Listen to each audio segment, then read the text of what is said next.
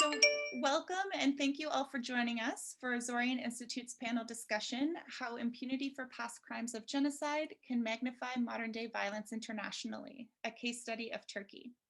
My name is Megan Reed and I'm the Azorian Institute's Deputy Executive Director, and I will be your moderator for today's session.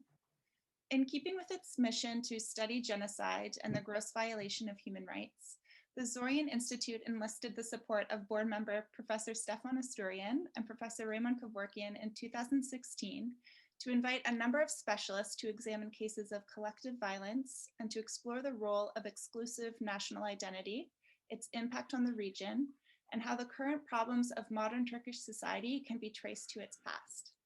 This research culminated into Azorian Institute's latest publication, Collective and State Violence in Turkey, the Construction of a National Identity from Empire to Nation State.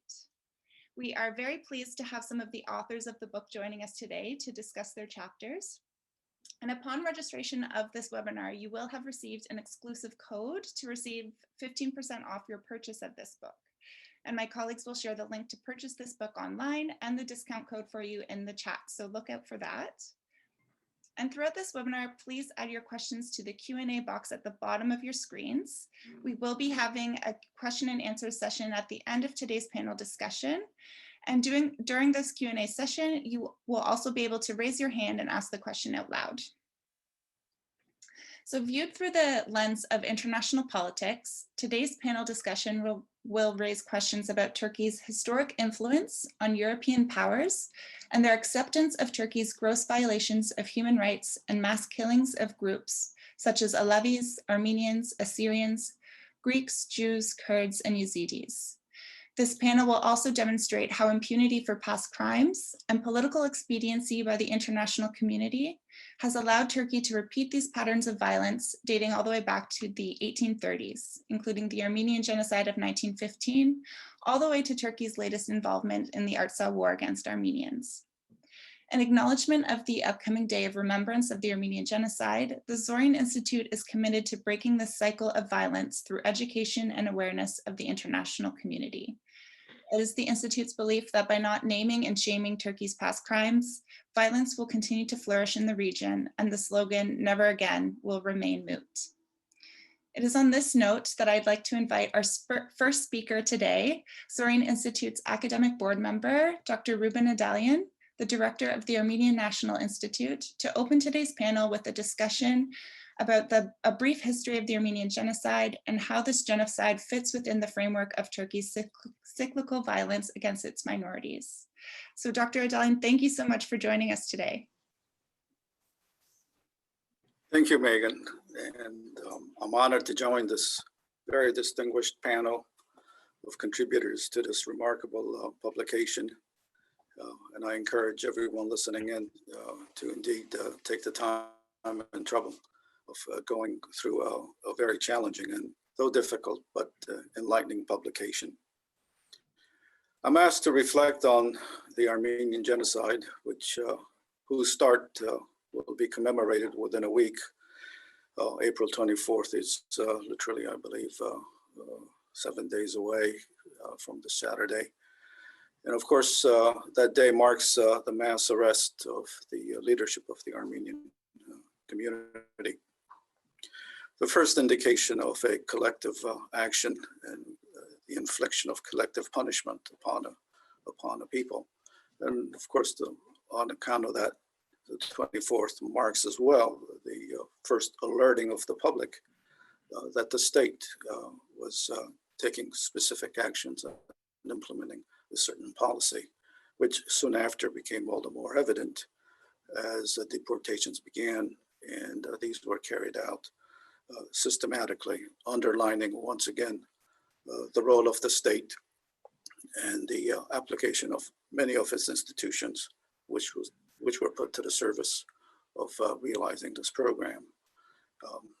The Interior Ministry, the Army, the telegraphic services, the police forces. One can name virtually every mechanism, ministry of the Ottoman state having participated in the realization of this program. It was apparent, obviously, from the very start that the procedures were prepared and planned, implemented by the government. But the legal resources of the government to realize a genocide were limited, and also the government's plan to create extra legal mechanisms. There's been a great deal written about the extra legality of the arms and the mechanisms and the procedures that were created off the books as they were by the government, but principally through the utility of the Young Turk Party itself, which seemingly stood apart from the government, though anyone who has studied this period knows quite well that very much like the communist government, it'd be difficult to separate out party and government and state in these kinds of situations. Nevertheless, even the extra legal operations still enjoyed the protection and the services of the state. So it's not entirely as clear-cut a separation as the case might be made in certain instances. Well, I was going through the U.S. archives, searching for all the diplomatic communications and correspondence on the Armenian genocide. It was evident to me that there were, along the way, a lot of tangential reference to the mistreatment of other groups, that other minorities and especially other Christian groups were being entangled by in this mechanism. The focus of the American communications and correspondence is on the Armenians, and that's a function of the fact that the consuls typically were stationed in commercial centers, was where the Armenians were and could observe what was happening to the Armenians. There was less information about what was going on in the interior. That has been corrected by recent scholarship, by all the publications that have since emerged, looking at the treatment, mistreatment, and of course the annihilation of this Assyrian population in specific, who in many instances were deported without distinction from the Armenians and others. As well as, of course, the case of the Greeks, which is a more complicated story. There was a Greek state, but also a very large Greek population. And Young Turk policy wavered. It was not consistent, but at the end, in the final analysis, the Greek population disappeared as well.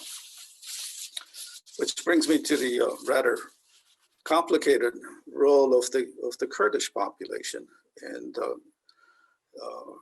a great deal of ambiguity has emerged on that role. Survivors of the genocide would have been, on the contrary, rather categorical on the role of the Kurds. But a larger picture has emerged, and it turns out that there was no consistent such Kurdish attitude towards the Armenians. In fact, it varied greatly, and as well as the way the state, the Turkish state, the Ottoman state, relied upon or could not rely upon the Kurdish people. Presenters far more expert than me on this subject obviously will elucidate about these.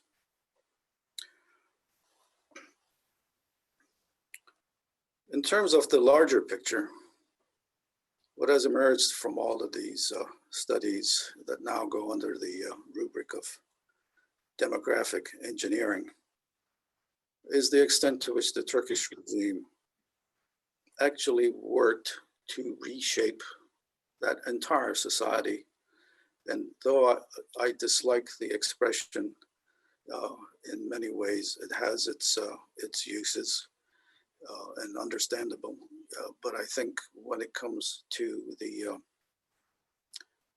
as I say, the final outcome, one has to doubt whether the term engineering has any application when the subjects are being driven into mass graves. It's a rather neutral term, which in many ways I think alleviates some analysts and researchers at least of being a little more responsible than they could be. All of this still focuses on the role of the state, that agency that's got the capacity to bring about this level of change that the panelists are going to be talking about. But that still leaves the much more difficult problem of how to explain the aspect of collective violence, of matter that's different than state violence. And I think this is where the real breakthrough of the publication is registered, and it's a subject so sensitive and so difficult that it's taken virtually all the preceding research to position the current analysts and writers to finally address this more difficult subject of the collective participation of very large groups in committing atrocities and in participating ultimately in what we call the genocide. And it's a difficult and serious question because it easily leads to misconstructions, misinterpretations, and could even lead to misunderstandings. And so the successful treatment of that subject, I think, by this publication is something to be underscored and to be taken into account. It still leaves begging one question, which is gets beyond all of the state matters and collective violence as such, because it raises and leaves us reflecting upon not just the issue of political behavior and political ethics, but that larger and impenetrable question of where to about human behavior. Thank you very much. Thank you so much, Dr. Adelian. Really appreciate it. I'd now like to introduce our panelist, Professor David Gaunt. Professor Gaunt is the Professor of History at the Center for Baltic and European Studies at Södertörn University in Stockholm, Sweden. Today, he'll be speaking about his chapter in the book, Collective and State Violence in Turkey, titled The Long Assyrian Genocide. Professor Gaunt, welcome. Thank you. My task in this collective volume was to write about the Assyrians. This is a case of their history I have been working with for a long time, mostly because we have in Sweden an enormous diaspora of people coming from southeastern Turkey with the Assyrian background. Now, my chapter, I'm going to read this so that it doesn't get too complicated. This describes a series of massacres and atrocities that took place between the 1830s and 1930s against various small non-Armenian Christian groups, commonly known as Assyrians, who lived mostly in the borderlands between Turkey, Iran, and Iraq. Now, these massacres occurred in many places in the Ottoman Empire, but not just in Turkey now, but also in Iran and Iraq. Now, many people may not have heard about the Assyrians. They're a small group and they haven't made much of a political impact until recently. In historical religious works, they have been known as Jacobites or Nestorians, Chaldeans or Syriacs. It's a very diverse group. What unites them is a very early conversion to Christianity, being cast as a heterodox religious groups by the Byzantine Church, speaking originally in various dialects of the Aramaic language, and living mostly in northern Mesopotamia, and in some places mixed with Armenians. And mixed marriages between Assyrians and Armenians were not unheard of. Now, I'm not going to talk too much about the chapter itself and its historical parts, because I want to speak of what has happened in modern times in the Republic of Turkey, basically.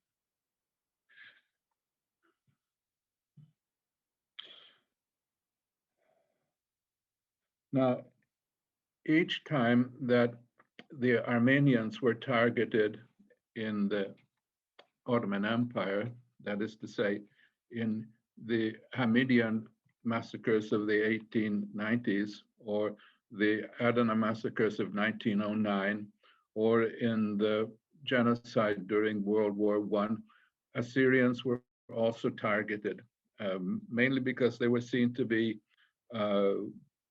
assimilated into the Armenian group. The governor of the Diyarbakir assumed that that was the case, and that they were in collaboration with each other.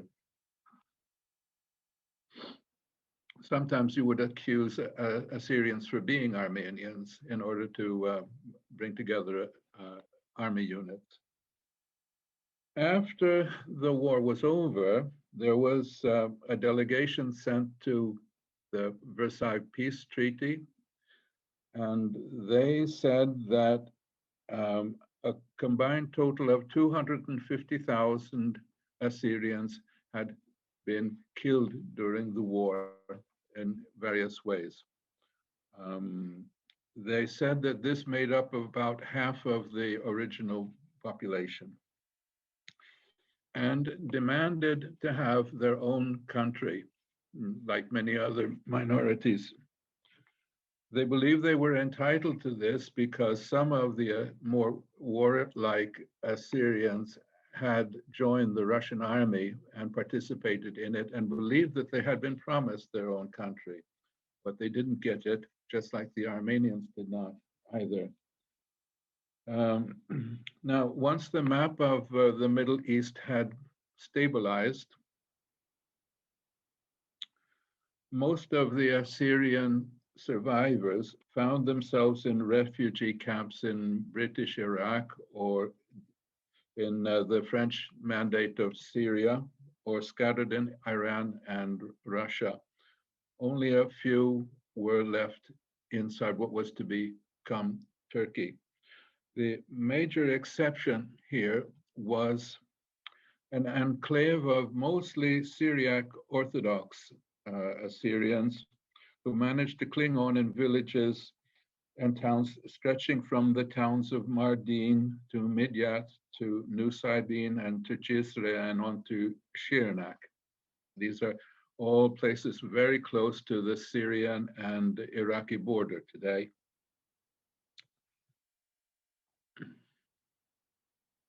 Now, if we only look at what happened in Turkey, which we must do today, we can see a very complicated picture. The Assyrian, more warlike mountaineers who had been forced out of Hakkari, which was their home territory, tried with British support and arms to return to their homes by fighting. These people were decisively repulsed by the Turkish army in 1923-24. And the few people who had remained in place during World War I were also pushed out. So that was, you could say, a double ethnic cleansing of Hakkari from its Assyrian inhabitants. The Syriac Orthodox Patriarchy, which is a very problematic case for us today, adopted a completely different strategy and began to confess total loyalty to the new Turkish state under Kemal Atatürk. currying the favor of the Ataturk and making public statements of loyalty and denying that any massacres and hurt to the congregation had happened. This is very surprising, as the Syriac Orthodox Church itself had specified a list of the damages that its congregation had suffered during the war. They numbered the number of victims in those lists were 90,313 killed, 156 churches destroyed, 154 priests murdered, and among them were 7 bishops. But still, the strategy became to deny that anything had happened. And this continued up until the turn of the last millennium.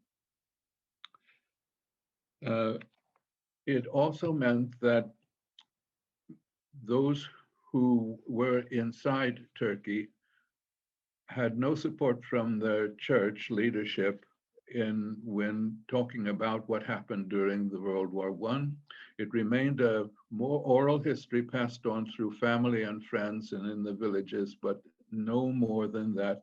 There was no scholarly work being done, and no one was even collecting memoirs at that time. However, this strategy didn't work anyway. The Patriarchy was forced out of Turkey in 1924 and had to relocate into various places in Syria, and is now in Damascus. This happened at the same time that almost all Christian peoples were being forced out of the new Republic of Turkey. So now the remaining Assyrians inside Turkey confronted decades of harassment and violence committed by their Muslim neighbors, but with the complicity of local government officials, gendarmes, and police. Crimes committed with impunity range from burning fields and orchards, which still occurs today, stealing valuable property and then offering to sell it back to the, the rightful owners for large sums of money, occupying vacant houses and then taking over fields, accusations of having insulted Islam and wanting money for as a compensation, and to kidnapping girls, forcing them into marriage with Muslim boys. This was in order to get inheritance rights to Christian property, to outright murder in broad daylight. Often the culprits, especially those who were killing headmen of villages, did not try to hide their crime, but rather used it as a way of intimidating their Christian neighbors. A list of individual Christians assassinated in the Midyat district, which is probably the largest concentration of Assyrian survivors in Turkey. In between the years 1975 and 1998, included 47 names. Many of them were the headmen of the villages. At the same time, as many as 20 girls had been kidnapped by the neighbors, forced to marry outside their religion. One bride was famously taken on her wedding day.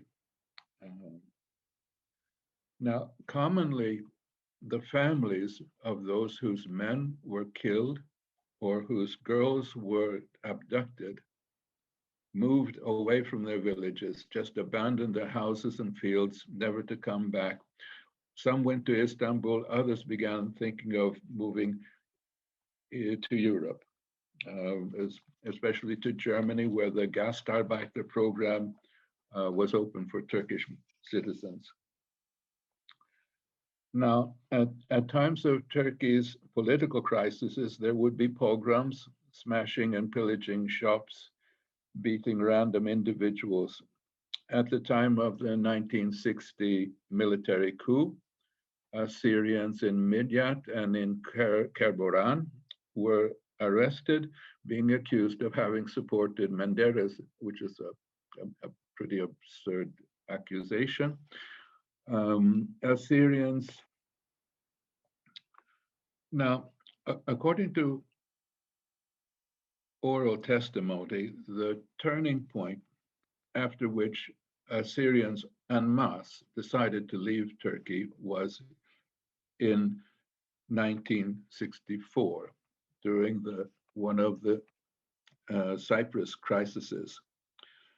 Angry and violent demonstrations took place in Midyat and in Mardin, with not just the rabble from the streets, but also highly ranked Muslim individuals in the government took part in this, threatening to massacre the Christians. And some were actually killed and beaten up. After these menacing demonstrations, migrations of Assyrians away from Turkey became a collective behavior and did not stop. The destinations were usually West Germany, the Netherlands, and Sweden, where they were accepted as asylum seekers. And now we have maybe 200,000 of them in Western Europe altogether. Still in Turkey, perhaps 1,000, even more in the summertime. Now, inside the European diaspora, the Assyrian Christians had a renaissance of memory of their genocide. They began to formulate their history of persecution, and they gave it the name Chateau de Seifo, the Year of the Sword. An important role here was played by, surprisingly enough, the Syrian Orthodox Church, who appointed a bishop who was located on the border between Germany and the Netherlands. He was relieved to finally being out of the control of the patriarchy with its denialism, and could begin publishing books and translations and poems and the like, commemorating what had happened to the Assyrian people during World War I. It's a very important thing, and it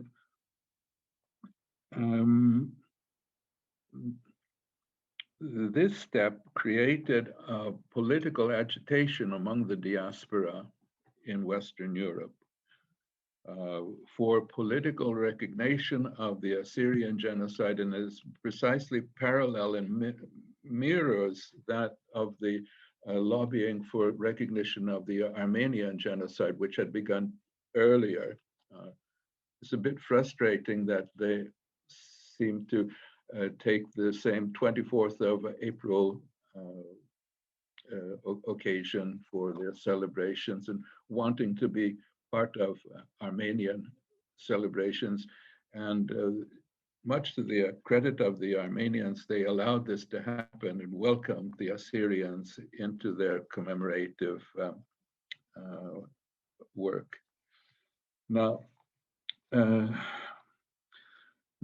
some of these lobby campaigns for genocide recognition actually did develop, often together with Greek and Armenian lobby groups, pressuring, for instance, the Swedish parliament passed a resolution recognizing all of these genocides at the same time in 2011.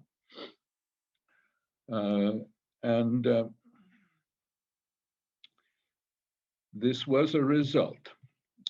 However, we can see that the persecution remains ongoing inside Turkey even today. The lobbying of the diaspora groups has been successful, and at the same time, inside Turkey, the government has been pressuring those who had remained, using them as hostages. One famous case that is pretty well known now is that of the Mor Gabriel monastery outside of Midyat, which was drawn into trials about land ownership from the forestry ministry and the land registry ministry, plus Kurdish neighbors. And it's been going on for many, many years to take the land away from the monastery, even though that monastery was actually there long before Muhammad was born.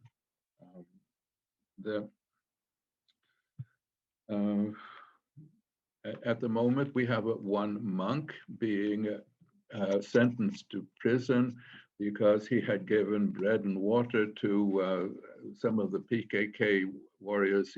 I don't think he had much of a choice not to do that, but he said he was obliged by his religion to give bread to anyone who asked for it. We have also cases of an elderly couple who have disappeared completely from the face of the earth, and no one is looking for them. So this kind of harassment is still going on. I won't speak anymore. I'll be open to questions later on. Thank you so much for this opportunity. Thank you so much, Professor Gaunt, for that presentation. I'd now like to introduce our next panelist, Professor Talin Suçin. Professor Suçin is an associate professor of Turkish and Ottoman studies at the Ludwig Maximilian University of Munich. Today, Professor Suçin will be discussing her chapter, A History of Armenians Remaining in Turkey, Survival and Denial. So welcome, and I will be sharing your presentation. Thank you very much for the invitation to this panel, and thank you, Megan, for your help with the presentation. I think you can just post the first page if you like, or the second one. Let me know when you can see my screen. Yes, we see, yeah. Perhaps you can come to the second page where we have the pages, where we have the numbers of Armenians remaining in the provinces. Okay, perfect. I can still see I hope I can still see my presentation while you are sharing it. I think I can do that. Yes. So continuing where Professor Gaunt started, I too want to underline that the fact that the Assyrians, Nestorians, Chaldeans, Armenians are indigenous Christian populations of the region. Ottoman Tanzimat during the first half of the 19th century is referred in the mainstream literature as almost exclusively a progressive period. However, as Professor Gaunt mentioned, the collective violence and massacres against indigenous Christians started during the Tanzimat, during this very progressive period. Read through the sources of the annihilated Armenians, we can easily see that the period was crucial in terms of re-establishing states' alliances and redefining the power relations with its Muslim populations at the expense of its Christian populations. So just I wanted to add this one before starting my own presentation on the chapter. So I used in this chapter entitled The History of Armenians Remaining in Turkey, Survival and Denial, the sources of Armenians, in order to show that Armenians created sources even in their most difficult times of survival, because these books, Hushamadian books that I used in this article, along with state archives and newspapers and memoirs, they are constructed as corpuses. They include information about history, ethnography, geography, population, educational life, local dialects, prominent religious leaders, economy, climate, important natural disasters, wars, and various details of everyday life in a certain city, in the cities that Armenians used to live. As you'll see in this presentation, Armenians continued to live in the provinces after 1915. Of course, their numbers were not as before 1915, but still there was a life, there were Armenians living in the provinces. Many of these Hushamadian books contain information about the administrative units of the Ottoman Empire, Armenian Patriarchate, the relations between Kurdish tribes and Armenians.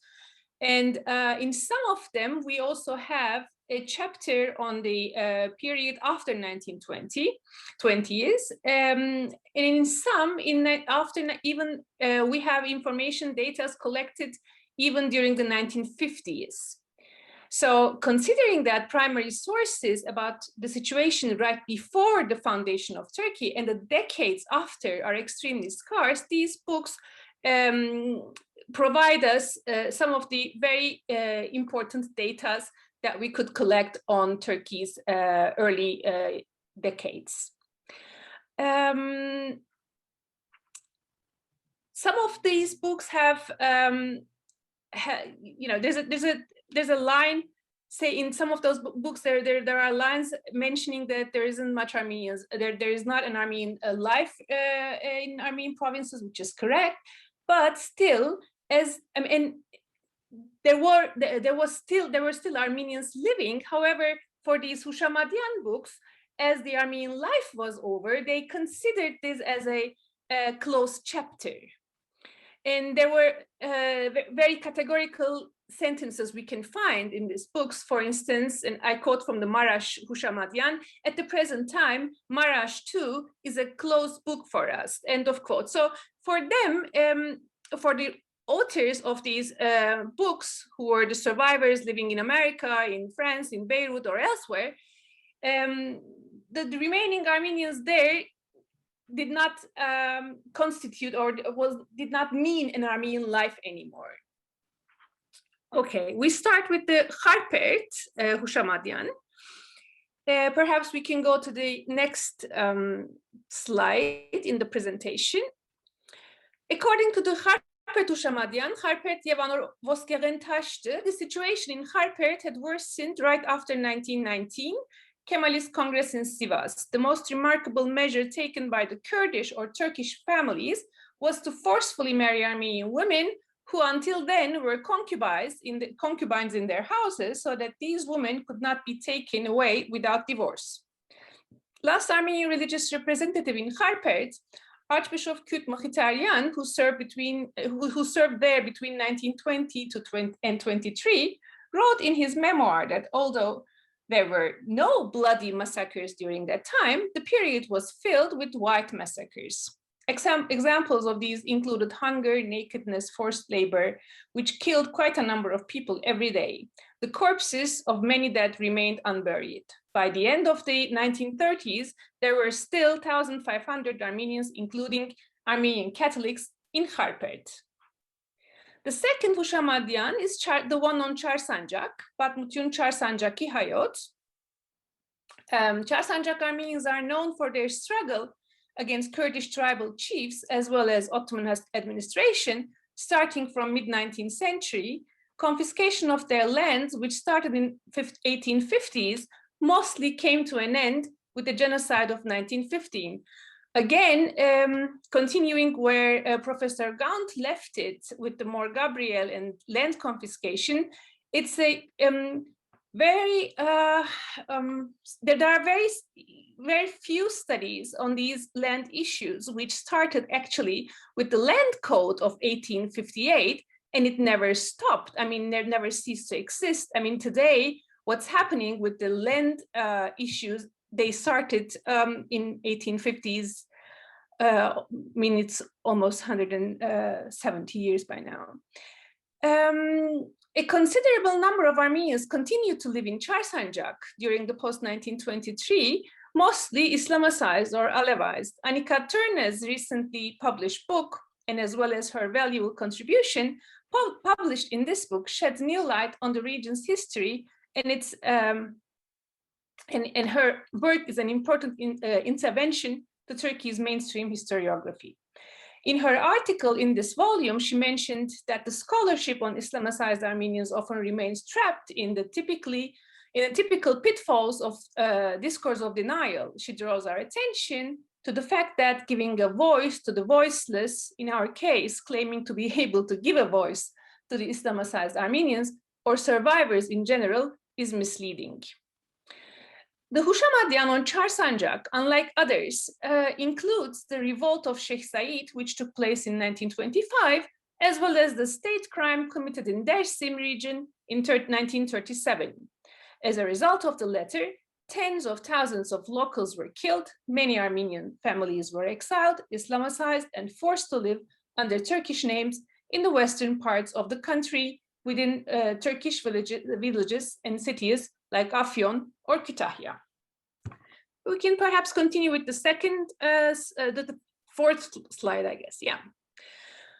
Our next Hushamadyan is the one on Arapgir. Arapgir is a district in the vicinity of Malatya, entitled Bakmutyun Hayot Arapgiri.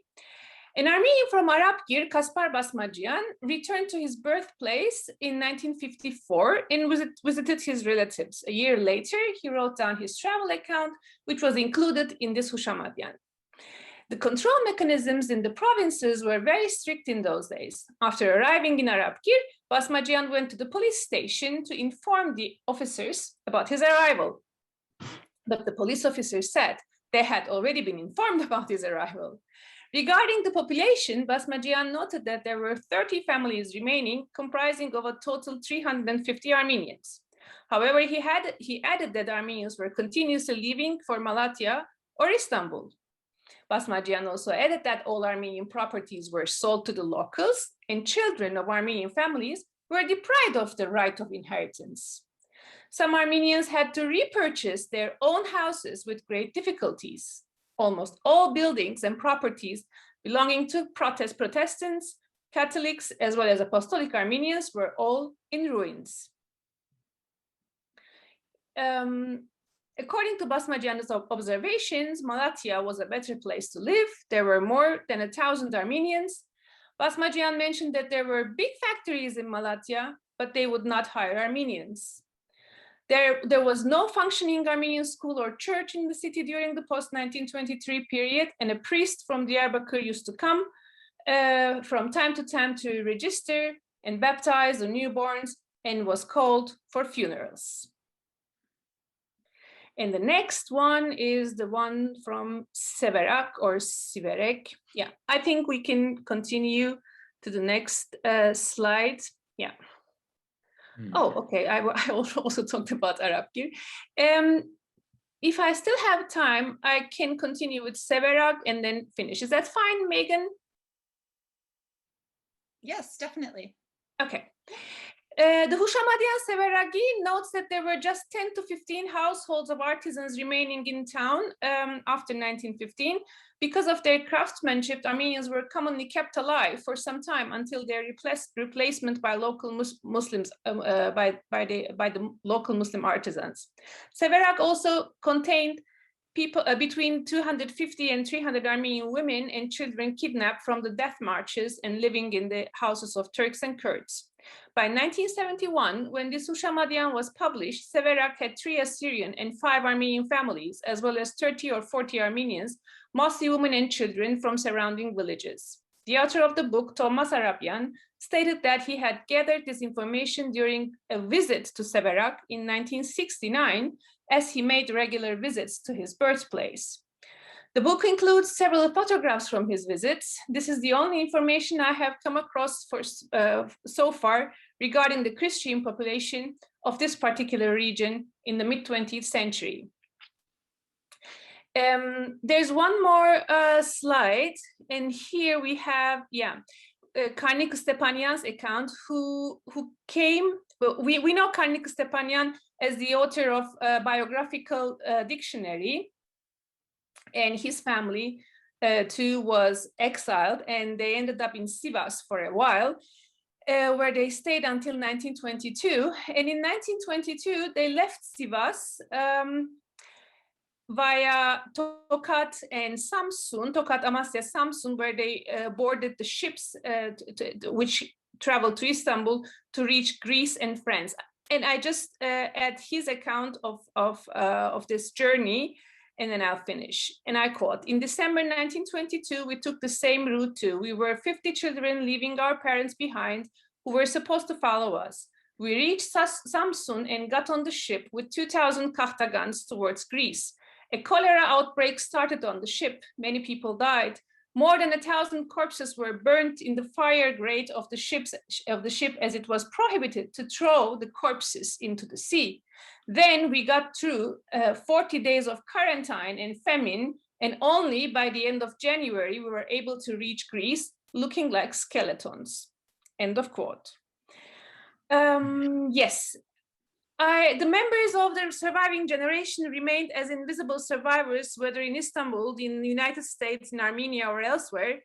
In this short presentation, I wanted to draw attention to the data provided in the Hushamadian books written by these people, their relevance to understand the history of Armenians remaining in the provinces of Turkey, their continuing survival under the conditions of violent denial and persisting genocidal policies should not go unnoticed. Thank you very much.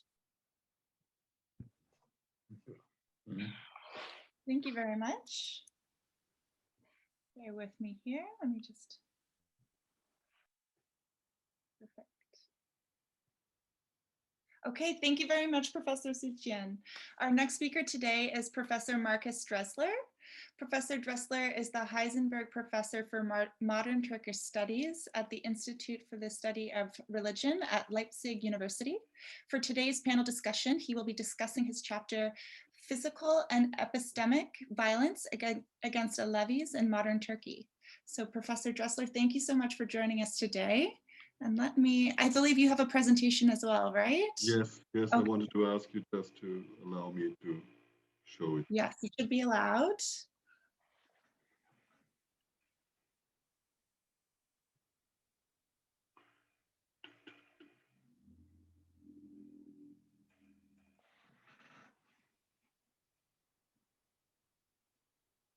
Oh, okay. I think you can see it, right? Yes. Okay, wonderful. So thanks again for having me. I'm very proud to be part of this project and to see this very important publication forthcoming, or see it published now. As you said, as Megan introduced, my chapter in this book is on violence against the Alevi community of Turkey. And I focus in the chapter, and this is what I'm going to talk about now, the violence conducted against the Alevis in the Republican period. So what I'm doing in this chapter and going to present you in like a short form in terms of like the main arguments now in these 15 minutes is, for one, that I give like an overview over violence against Alevis in the Republic of Turkey. And then I address specifically the evaluation between epistemic and physical violence against the Alevis. And I do think that this also provides insights into other acts of violence against other religious and or ethnic minorities in Turkey. In the following, I want to first give you a quick overview of like the major examples of anti-Alevi violence that I discuss in my chapter. And I go here, that is different from the book chapter. I go here, since I think it's easier to follow, I go chronologically. And I'm not mentioning every incident, but like major periods, okay, of this story. And I start with by Professor Suchian already mentioned violence in the Darsim region in 1937 and 1938. So what happened here? We see here a massive military operation, using mass executions and aerial bombardment the consequence of at least 13,000 deaths and 12,000 people exiled. Now, these are official records, so there are other estimates which go until like 2 or 3 times this number.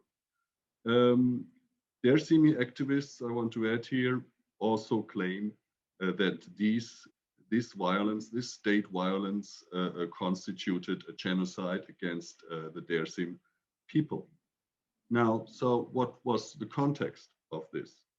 This region of Darsim has for a very long time, going back at least to early modern period, been inhabited by Kurdish Alevis, or Alevis who are generally called Kurdish, that is like Kurmanji speakers, and then Zaza speakers. So there's like a debate now for like a history of about 100 years of whether Zazas are actually Kurds or whether they constitute a separate ethnic community. But so they were like they are the major population there. But there was also in the Republican period already alluded to by Professor Suchian, partially Alevized Armenian minority in the Darsim region, so survivors of the Armenian Genocide. For historically, the Armenians were basically the major minority within this region that was majority inhabited by Alevis. So this region also, that's also important to know, is that this region has had a history of resistance to centralization that goes back to the late Ottoman period. And there were always some groups, some tribes in this area who strove then, you know, in the late Ottoman period and until the early Republican period for a kind of autonomy. So they didn't want to be part of the new Ankara system. From the perspective of the state, the rationale of the violent intervention was civilizing the region. So that was put forward, breaking the resistance against resistance to the centralization, and bringing the modern state and Republican mindset to the region. Now, I'm interested in what I call the epistemic background of this operation. And this is based on basically state reports and media before, during, and following the operations.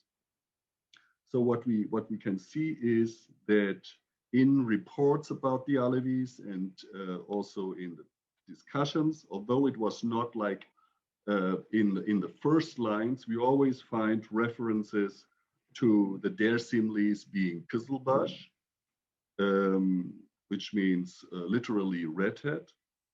And this is a term which was used, it's a historical term that was used since the late 15th century against groups that were later on in the modern period called Alevis. And basically it's a term that has been used in the Ottoman period and is until today used to denote the religious, social, and political deviance of the Alevis in relation here to secular Turkish civilization and to Islam and to Turkishness. So here, another part of this epistemic violence is that in these reports and in media accounts, these Kızılbaş Alevis of the region, or the Kurdish Alevis also sometimes referred to, are pointed out to be actually Turks who were then later on converted to Kurdish ethnicity, so to speak. And so this original Turkishness is then also used as or is presented as a condition for the assimilation into the Turkish nation, and also making clear that this assimilation is possible. I move now to my second example. It's actually a series of examples of extensive violence directed against the Alevis, and that brings me to the late 1970s to 1980. So what happened here, we have anti-Alevi attacks and riots in several Anatolian provincial towns, dominantly Malatya, Sivas, Çorum, and Kahramanmaraş. If we take them all together, we have at least, these are again official numbers, 180 victims, so people killed, and of course, much higher numbers of people that were injured, and a lot of property destroyed. What was the context here? This is a period, the late 1970s, as those who are familiar with Turkish history know, of like an extreme political polarization within Cold War semantics. And this led or found expression also in street violence between right and left-wing groups. And also want to mention that this violence in the late 1970s was then also the pretext for the military coup of 1980, which led to incarceration of hundreds of thousands of people and systematic torture, and also many people killed. And among the victims, we have mainly they're overproportionally among the Kurdish population, among the leftist population, and so naturally also many of these victims Alevis. What was the epistemic background of the violence in the late 1970s? So it's not anymore civilizing mission, or it's not so much the focus on bringing these people under kind of state control, but what is emphasized here by the right-wing nationalists who were mainly behind these attacks was mainly the political defiance of the Alevis. So it is they're leaning to the left. But this political defiance is not, so it's not only a purely a secular discourse, since it's always connected then, it has always been connected then with references to the heresy of the Alevis, the alleged heresy, and their incomplete Turkification, meaning kind of the reference to the Kurdish element among the Alevis. So maybe as a side note, probably about 20-25% of the Alevis of Turkey have a Kurdish background. So was popular in this period then to speak of the Alevis in terms of them kind of embodying the three Ks: communist, Kurd, Kızılbaş. So communist, Kurd, and Kızılbaş. And all of these terms obviously had negative connotations and made them one of the major targets in this conflict.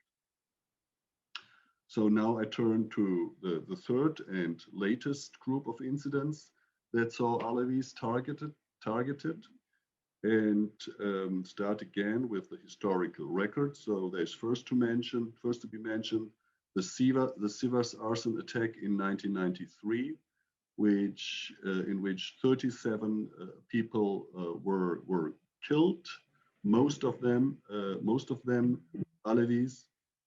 And I cannot go for reasons of time. I just cannot go into the details. So if you're interested in that, you find a summary description of what actually happened here, and what was like the more specific context in my chapter.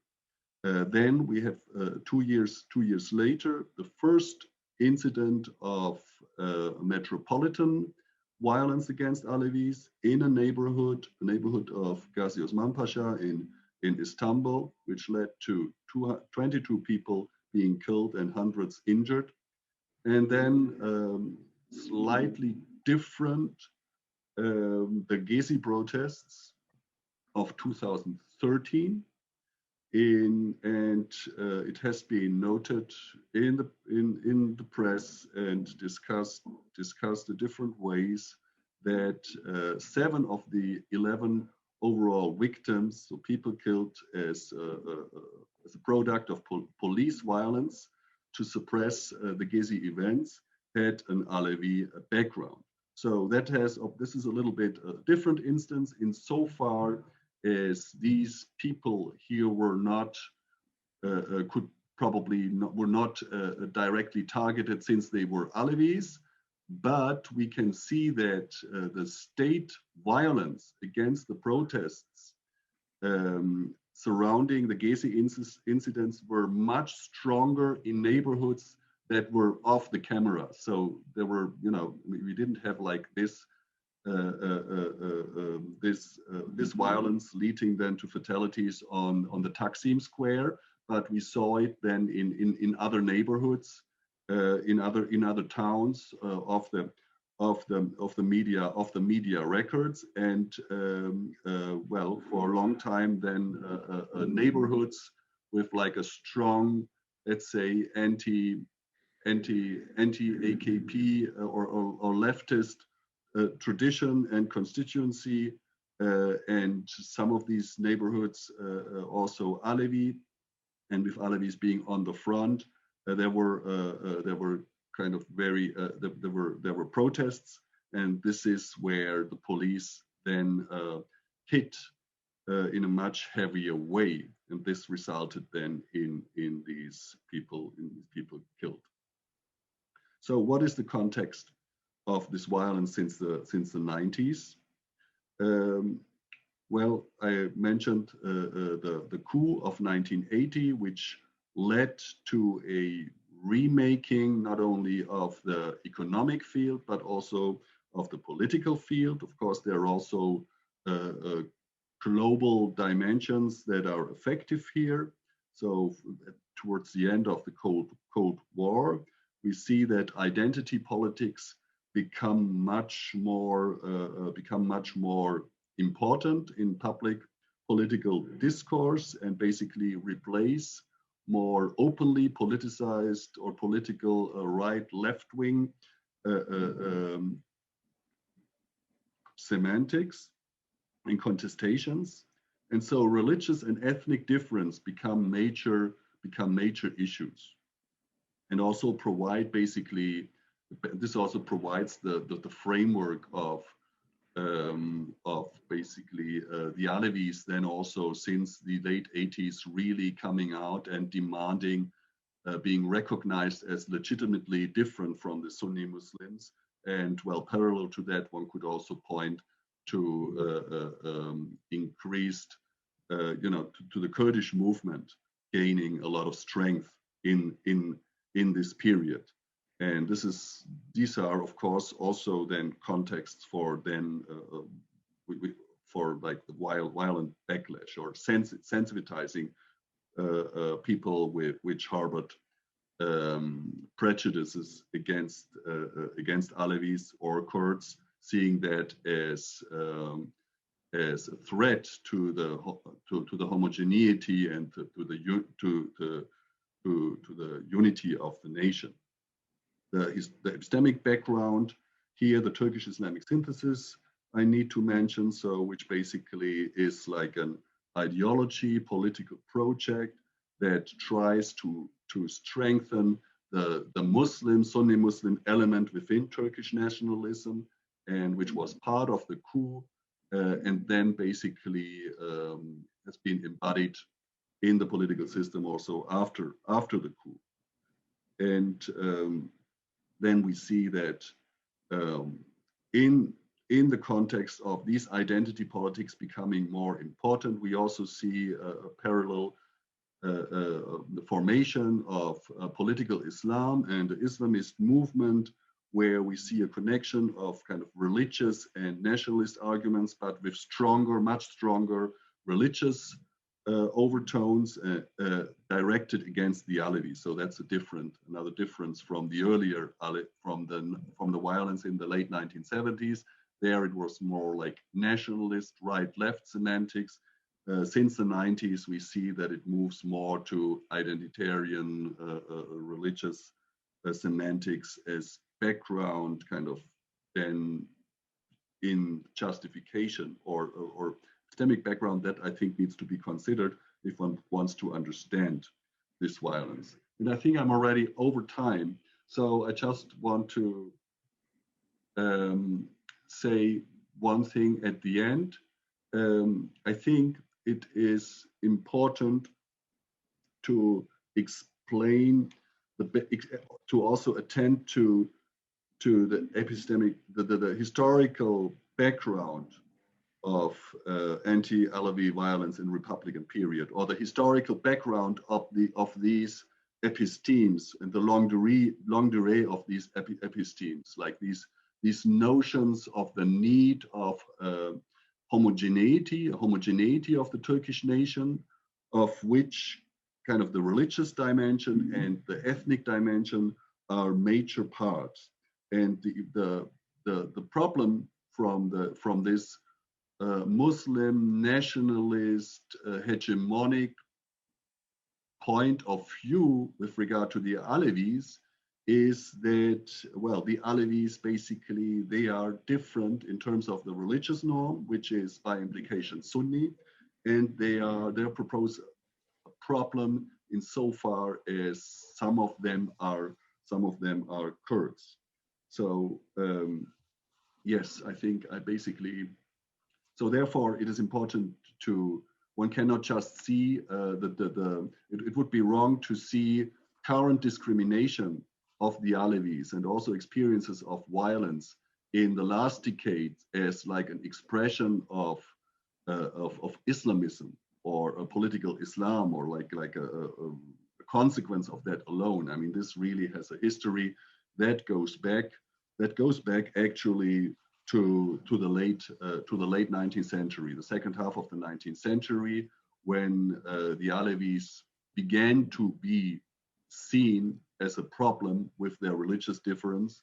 And then in early Turkish nationalism, which started in the Young Turk period to become like politically so important, there the Alevis were also seen as a problem due to this, not only this religious ambiguity that they apparently presented, but also to the Kurdish component in them, which did not fit really with what was longed for. Okay, I should stop there. I think I went slightly over time. My apologies for that. Our next speaker up today is Caroline Schneider. She is a PhD candidate with the Research Center for the History of Violence at the University of Newcastle, Australia. And today she will be discussing her chapter, The Yezidis, Resilience in Times of Violence. So Caroline, welcome, and thanks so much for joining us. Hello, everyone, and thank you, Megan, for this kind introduction. It has been such an interesting panel so far, and I actually already saw some connections between my topic and of what I've heard. So I'm very grateful to be here today. Thank you for having me. Yeah. Am I able to start the PowerPoint? Yes, here, let me make great, thank you. Just need a bit later. So as Megan just mentioned, I will look at one more group that has its homeland in the Middle East, namely the Yezidis. And a lot of people around the globe probably have only become aware of this group of people more recently in 2014, when the Yezidis were attacked by the so-called Islamic State, the Yazidi in the Sinjar region in northern Iraq. And this event ultimately led to a genocide against the Yazidi, and the Yazidis are in a very precarious situation ever since. And while this current conflict is really an issue for the whole world, we also have to question Turkey's involvement in IS's doings. We have to ask how it was possible for so many IS fighters to enter Turkey or to enter the IS territory via Turkey, if there was financial support and weapon support. So that's really a question we also have to raise in regard to Turkey. But currently Turkey is also involved in military missions in northeast Syria, and also launched several attacks on the Mount Sinjar region, where these cities actually have been targeted by IS. So I think that's something we have to look at as well, and how current Turkey, or the current Turkish leadership, is actually involved in actions against Yezidis. But I guess to understand the current situation better, it is worth to take a look back, to take a look at the history of the Yezidis. And that's what I did in the chapter. The chapter has quite a broad frame. It looks at events as early as the 13th century, but in today's talk, I really want to focus on the late Ottoman Empire period onwards up until today. So yeah, so just to give a little bit of background, the Yezidis' origins cannot be fully traced. They appear as a distinct group or isolated community in the 11th to 12th century, though the Yezidis also have their own religion, the Yezidism, which is, according to them, one of the most ancient religions indigenous to the Middle East. So it's possible that their history goes back much further. And from very early on, the Yezidis have been targeted or confronted with acts of violence by different actors at different places and times. And geographically speaking, I actually bring up the PowerPoint. So I always like to work with maps. So yeah, so here we can see that's a map from the 14th century, and on this map we can see where Yezidism was spread. And so we can really see they were in the west in Antioch, to the Sulemania in the east, and then also Sinjar was already a stronghold, a place of major settlement, and in Jazeera, just here, the Yezidism was actually the official religion. So then over the next few centuries, the Yezidis moved around. They lived in tribal forms, and many did not opt for permanent settlement, probably also a way to survive as a group. And the next map I have is from the 19th century. So here we can really see how the Yezidis and their religion has expanded also into current or today's Armenia, and also in the east of current Turkey. And we can still see the main place of settlement is around the borderland of today's Turkey, North Syria, Iraq, and there are a few places of Yezidis living in Iraq, and over the centuries they have been attacked by Mongols and Muslim Kurds. That happen quite frequently, the Persians, nowadays by Islamists, but also the Ottomans.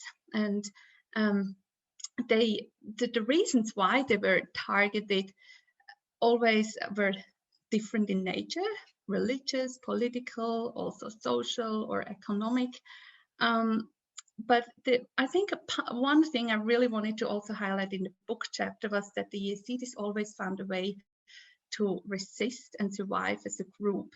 And only in the 19th century, we see a quite big decline in numbers of the Yazidi population. And I would also argue that the violence they experienced, the form of violence they experienced under the Tanzimat period, and then especially under Sultan Abdul Hamid, was much more systematic and institutionalized. I think that also makes sense, because if we think about, at the time, the idea of nation state building really began to take roots and to flourish, and that we can also see in the Ottoman Empire, whereas in the Tanzimat period, the regime became much more centralized. So that impacted the relations between the empire and its multi-ethnic and multi-confessional society. And so the minorities, the empire began to see the minority as a threat to their stability. So And also, I think what we have to highlight with the Yezidis in particular, they were never part of the millet system, so they were never protected under the Islamic rule. Their religion was never acknowledged as such, and during the Tanzimat period, we also see a change in terminology. So I think we heard it before in a talk. At that time, the religious differences became increasingly more salient. So the terminological change can be seen with this, that Yezidis, before they were seen as kefere or murted, meaning more infidels and apostate, but then from the 1850s onwards, they were seen as heretics that were supposed to be turned into good Muslims. So the Ottoman rulers did everything to turn the Yezidis into obedient imperial subjects. They tried to enforce conversions to Islam and also tax collection and military conscription. But even then, the Yezidis often answered in very remarkable ways. For example, in 1872, they launched a petition which exempted them from military service for a while. So yeah, but I guess then in 1876, when the Tanzimat ended and Sultan Abdul Hamid came into power, we can also see a change in how minorities were treated. It affected many ethnic and religious groups living in the regions, and also the Yezidis. The new Sultan enforced pan-Islamic policies and engaged in religious homogenization processes. And it was actually under Sultan Abdul Hamid in 1891 that the Yezidis experienced the most violent attacks, or that were as violent or the most violent until now in 2014. So that was a major episode for the Yezidis. There were two committees were formed. First, the Advice and Persuasion Commission, which was supposed to convince the Yazidi peacefully to convert to Islam. That was not successful. So they established a second committee, the so-called Reformed Force, or we could call it also Tame Force, because it was created to finish the job. This committee was extremely violent. Many Yezidis were tortured and murdered in the process, and this committee also should not only enforce conversions or military conscription, which were often tied closely together, but it should also try to convince Yezidis to have permanent settlement. By that time, many already did, but they also wanted to collect tax debts and so on. So that was a very brutal period for the Yezidis, and obviously we always have to see this in the wider as part of the wider policies of and goals of the empire. But I think it is also clear that the Yezidis were specifically targeted as a distinct group. They were seen as heretics, and so they were targeted. And after these aggressions and atrocities, many Yezidis fled together with Armenians to Transcaucasia in the 1895, after the Armenians experienced horrendous massacres themselves. And when in 1915 the genocide against the Armenians and Assyrians Greeks began, the Yezidis actually provided a place of refuge in Sinjar for the fleeing Armenians. So we can see there a connection, but I think we heard it just before that the Yezidis connection of friendly relationship possibly caused with the Armenians, possibly caused them at times to be drawn into the Armenian question. So it could be possible that sometimes they were targeted because of their closeness to the Armenians. And the Yezidis, so there is very limited research in the Yezidis' own experiences of 1915, but in Yazidi narration, this violent time is referred to as the 72nd Ferman, which can be translated as genocide. And I think this indicates that Yezidis were targeted as well at that time. Some scholars even argue that there could have been a hidden genocide against Yezidis in 1915 that just needs to have more research. So yeah, so the Yezidis were continuously confronted by violence by the Ottoman rulers, and with the end of the Ottoman Empire, new countries were created, which had also enormous consequences for the Yezidis because their homeland was basically spread into 4 countries: Turkey, Syria, Iraq, and Iran. So we can't really see much of Iran here, but there is actually a small Yazidi population in the east of Iran. They mostly live hidden, and they can't live freely as Yazidis there. It would be too dangerous. And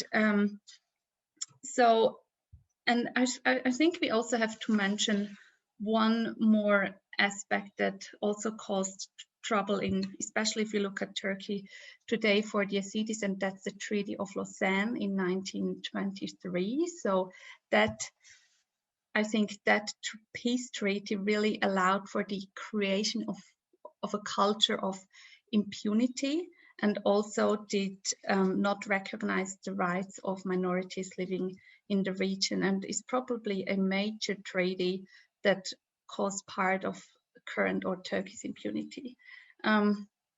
In today, so I have actually a map from today, so we can see the population has been very decimated in the region. There's up until 1980s, there were approximately still 60,000 Yezidis living in Turkey. Now it's only a handful, a couple of hundreds, very close to the Syrian border. Maybe some more now in camps for internally displaced people as well after the attacks of 2014. But we can see that the Kurdish, that while probably the Yezidis never experienced the amount of violence in modern Turkey as they did now in 2014 or in the late Ottoman Empire, they actually could not live as freely as Yezidis either. They were, one problem could be their Kurdishness. So I think there needs to be a clarification here. The Yezidis, from the outside, often the Yezidis are seen or identified as Kurdish. They are seen as a minority of the minority, so they're Kurdish, but with a different religion. To most Kurds are Sunni Muslim. But the Yezidis themselves actually do not necessarily identify as Kurdish. That's a question for the community to answer, depending on the place they live. Some might not. Now after 2014, probably less do. So, but I think just as with the Armenian question, they were possibly also drawn into the Kurdish question. So the Yezidis' Kurdishness could have been a problem for the Turkish government, and they were not allowed to speak the language, Kurmanji, and they were denied their identity and to live freely. So many did then migrate. Yeah, and to conclude, I think this actually brings me back to the beginning of the talk and also to the broader topic of this panel today. So I think in today's the Turkish government's attitude towards of the Yezidis today, I think, reflects idea of the late Ottoman Empire. The Yezidis are not respected as a group, and that is a pattern that is reoccurring and is reinforced also by the current Turkish leadership. We know that Erdogan gave several speeches where he mentioned the Yezidis by name and not in a good way, and he still portrays them as heretics, sometimes even mentions that they were Christians. So I think even now, while the Yezidis are being targeted by Islamic State, we see that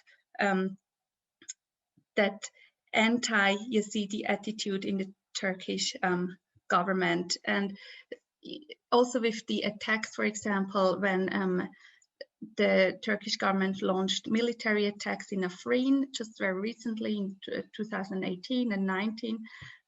Many Yezidis actually live in Afrin and lost their home, were kidnapped. So those attacks have a direct impact on Yezidis that live there. So I do believe that Turkey also needs to come to terms with the atrocities against Yazidi in its history, but also what happened more recently. And just as other groups that live in the region, the Yazidi deserve to have a place in the Middle East. Their homeland lies there. And yeah, I think it's great that we have this panel today to really talk about what is happening. Thank you. Thank you so much, Caroline, for that presentation. Our next speaker today is Professor Stefan Esturian. Professor Esturian is the William Saroyan Director of the Armenian Studies Program at the University of California, Berkeley. He's also an Associate Adjunct Professor in Armenian and Caucasian History in its Department of History. Professor Esturian is the co-editor of Zorian Institute's latest book, Collective and State Violence in Turkey. And today he will be weaving together some of the common threads of the case studies presented in today's webinar and in the book, and discussing the concluding chapter of the book as well.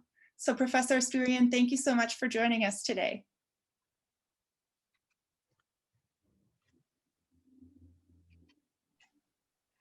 I had to unmute. Thank you. It's a pleasure to see some of my colleagues. Of course, I know Tallinn, but I had never met Caroline and Marcus, so hello to all of you. I couldn't attend the earliest part of this webinar because I was in a conference with people from 3 time zones, so I apologize for that. Okay. This is the concluding chapter, and one of the reviewers mentioned that it's not a conclusion, it's a kind of reflection. So at that point I changed the title because he is right. Let me outline the main characteristics of the very diverse instances of collective and state violence documented in this book. And then we'll go over a list of what I call structural causes of the violence affecting large and diverse segments of the population. So first, the main characteristics of the violence. I have used the word axis. Basically, the key element defining cases of violence. There are 4 axes of violence. The first one is certainly religious, but cannot be reduced just to religion, of course. The religious axis is fundamental in the violence, let's say, against the Armenians, Assyrians, Greeks, and Jews, Kurdish violence against the Armenians, and so on. The second axis is also mostly religious, but essentially denominational.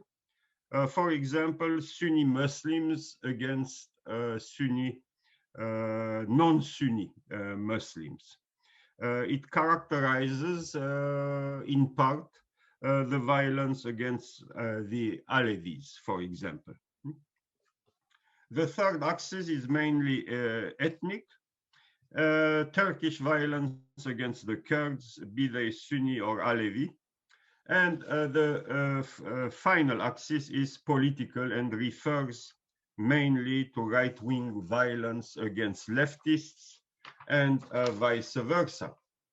Now, when I use the word axis, it's a simplification, of course. It's like reducing things perhaps a bit too much.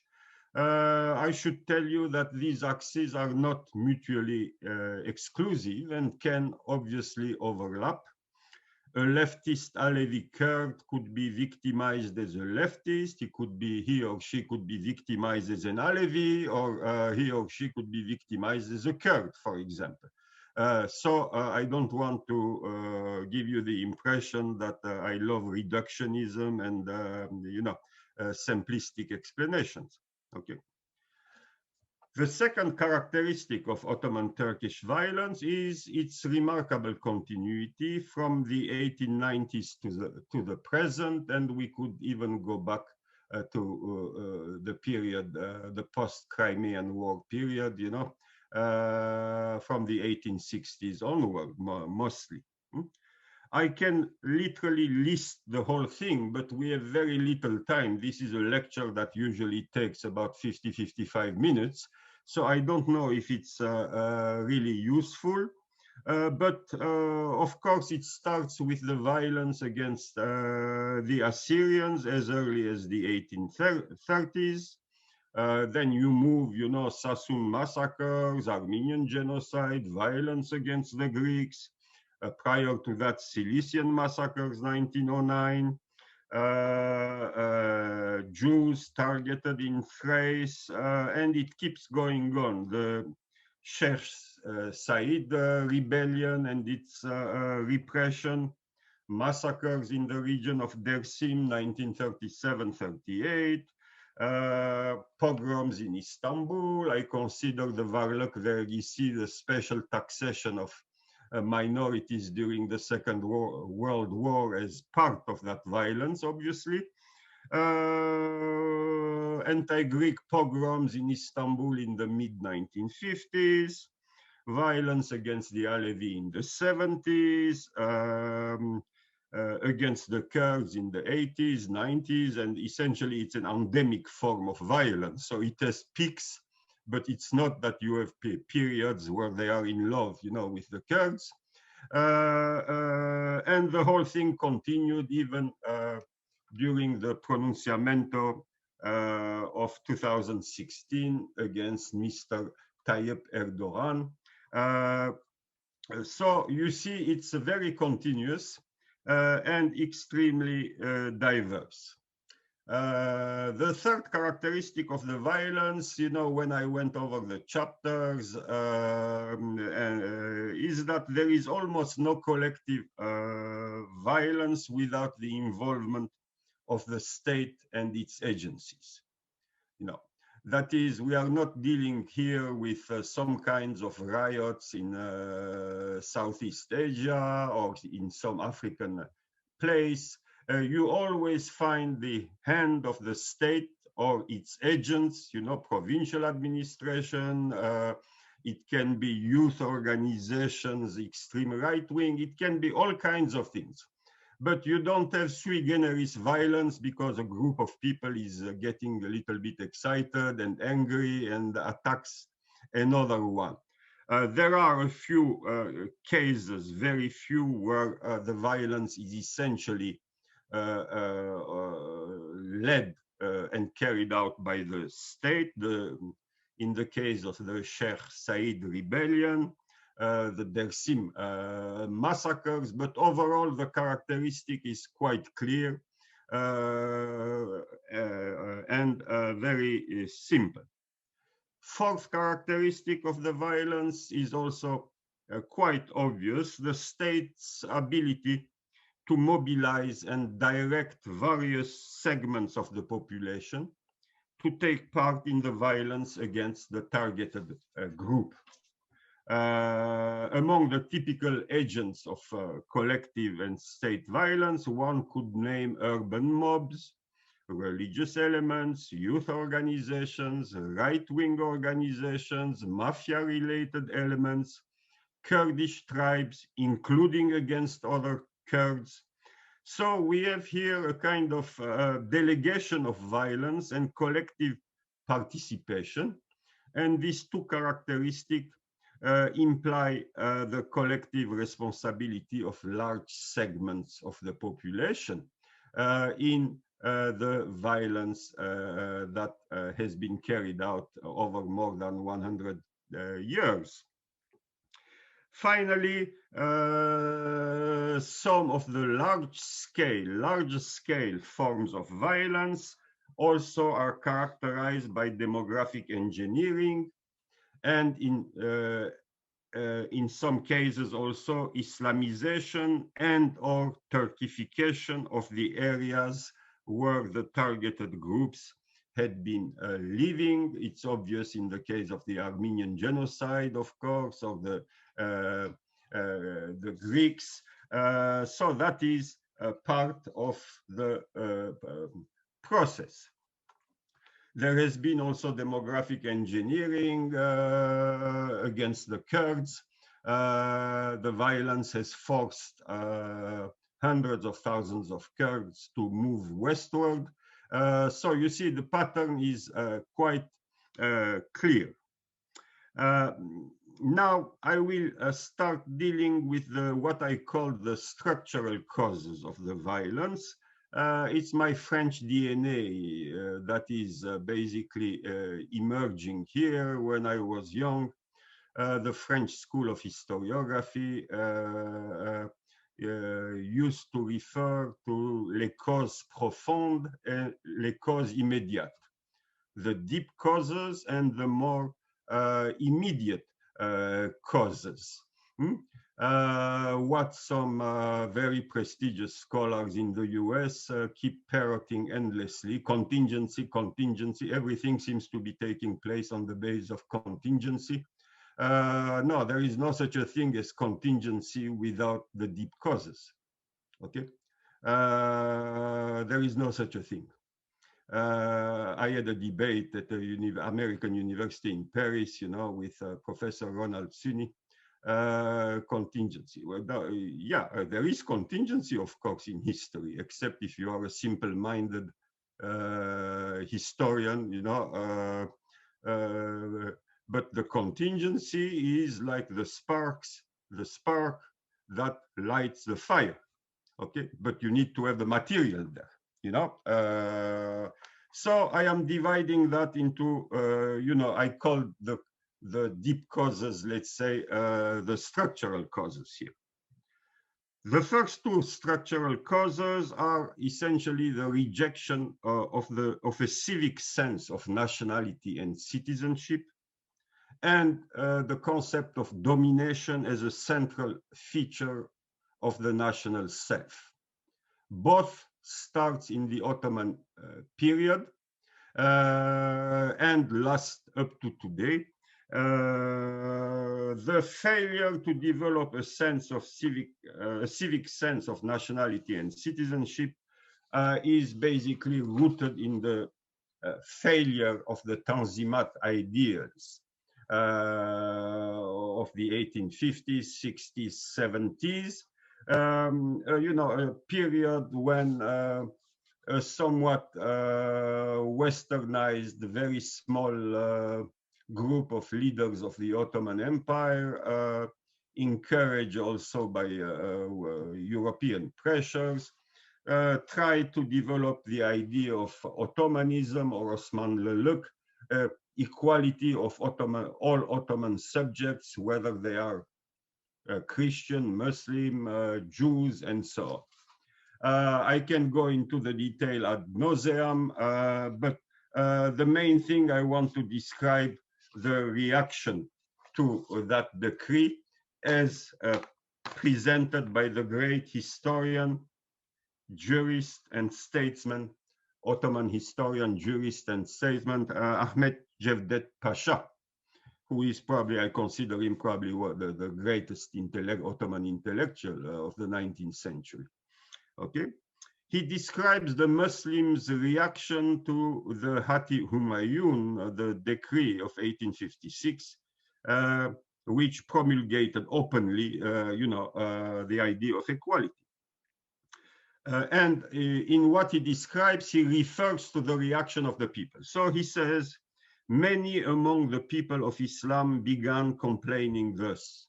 And he is referring to those people. Today, we lost our sacred national rights, which were earned with our ancestors' blood. The Muslim community, while it used to be the ruling religious community, Milleti Hakime, has now been deprived of such a sacred right. For the people of Islam, this is a day to weep and mourn.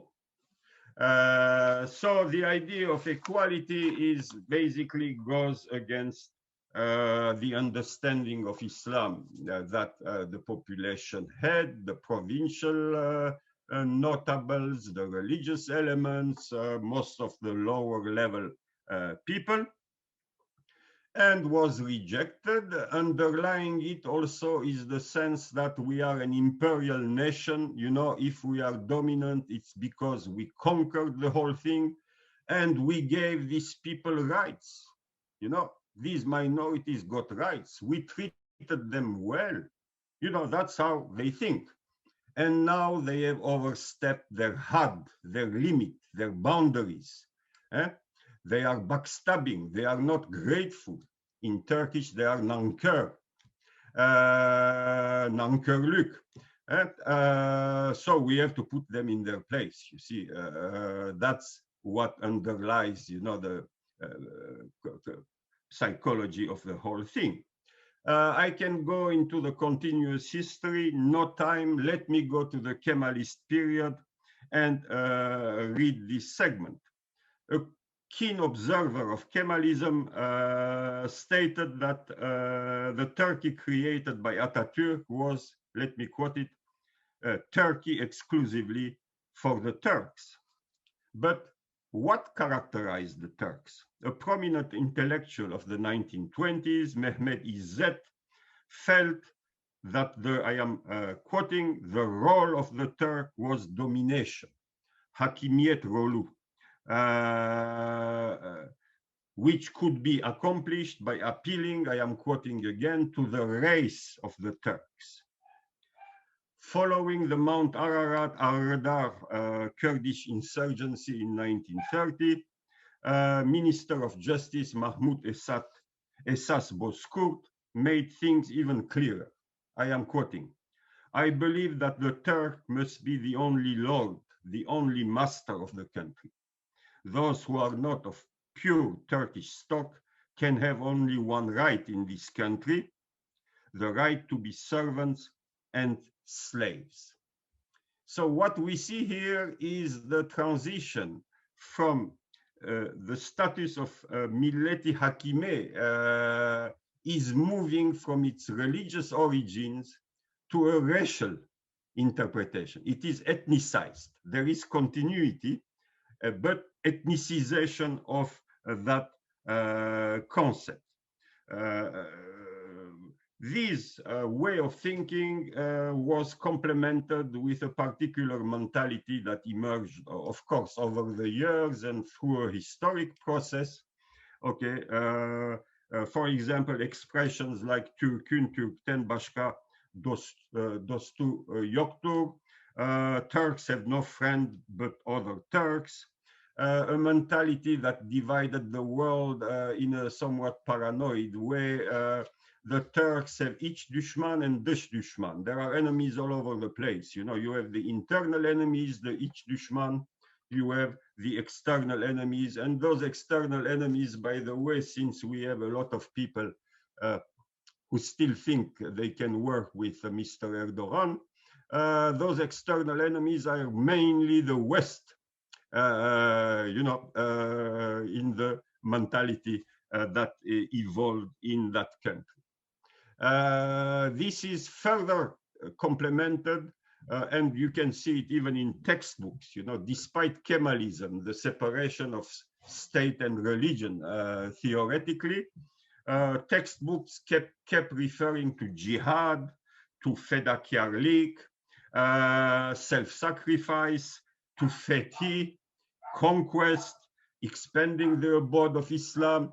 So, you know, when you scratched a little bit, even during the high points of the Kemalist period, you always found, you know, the religious concepts there. This having been said, a third structural cause, widespread prejudice and racism.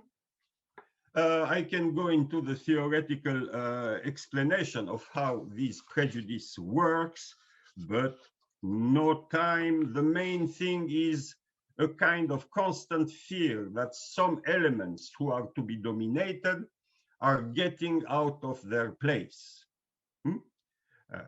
and they have to be put back where they belong. I can quote dozens of sayings. I have I have many in the chapter, but I have an even longer list elsewhere. Gavurdan dost olmaz, for example, from the unbeliever you cannot have make a friend. Gavurdan vefa zehirden sefa. From the fidelity from a Gavur, healing from poison. So it's impossible. You know, the Gavur, the infidel, cannot be loyal. References to the Armenian elite of the Tanzimat, some of whom might have been even Islamized, Ermeni Kibari,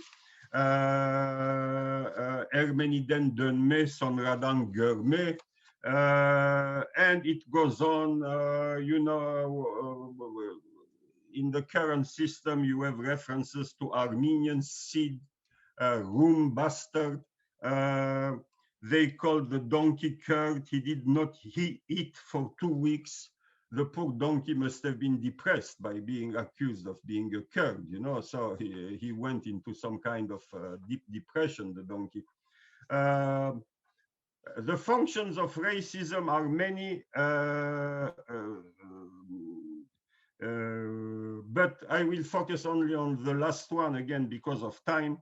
Racism and this type of prejudice obviously paves the way to mass violence, legitimizes it ex post facto, and exculpates or absolves the perpetrator, because if these people are so evil, you know, they deserve what they are getting after all. Okay, they are no good. But there are other functions of racism, but I will skip them. Fourth structural cause is very simple and goes straight to the heart of the title of this event. It's the banalization of state violence combined with collective participation, and of course it's impunity, you know, okay? It's impunity. Participating in bludgeoning to death people, looting, and so on. In addition, you have benefits from it. The Adana massacres and so on, 1915, 1995, 96, and so on. You have huge benefits coming out of those cases of violence. So impunity, banalization contribute to the continuity of this phenomenon in Turkey. The fifth structural cause is is based on some of the characteristics of Turkish nationalism as it evolved in a particular historical context. It's not a kind of DNA. It evolved in a particular historical context of an imperial nation realizing that things are crumbling down, millions of refugees flocking into Anatolia in various waves, bringing with them their resentment, and so on. So it has a historic background. But what is what are the key characteristics of Turkish nationalism? You know, the word Turk in the middle even of the 19th century, even a little bit later, was equivalent approximately to the American redneck. It was a quite derogatory term. Okay, when you use Turk, that meant, you know, somebody who is really low-level person. By the very end of the 19th century, we see the first poem and the line that I suspect most Turkish kids know: Ben Türk'üm, dinim cinsim uludur. I am a Turk, my faith, my race are mighty. Poem published by Mehmed Emin in 1898. And it goes on from there with Munis Tekinalp, Ne Moïse Cohen, mentioning a small Turan from Lake Baikal to Istanbul, from Kazan to Mongolia. Then you have the Great Turan from the Sea of Japan to Norway. Ziya Gökalp, another great ideologue, is referring to the Turks as the new men, yeni insanlar of every age, and he compares them to the supermen whom the German philosopher Nietzsche referred to.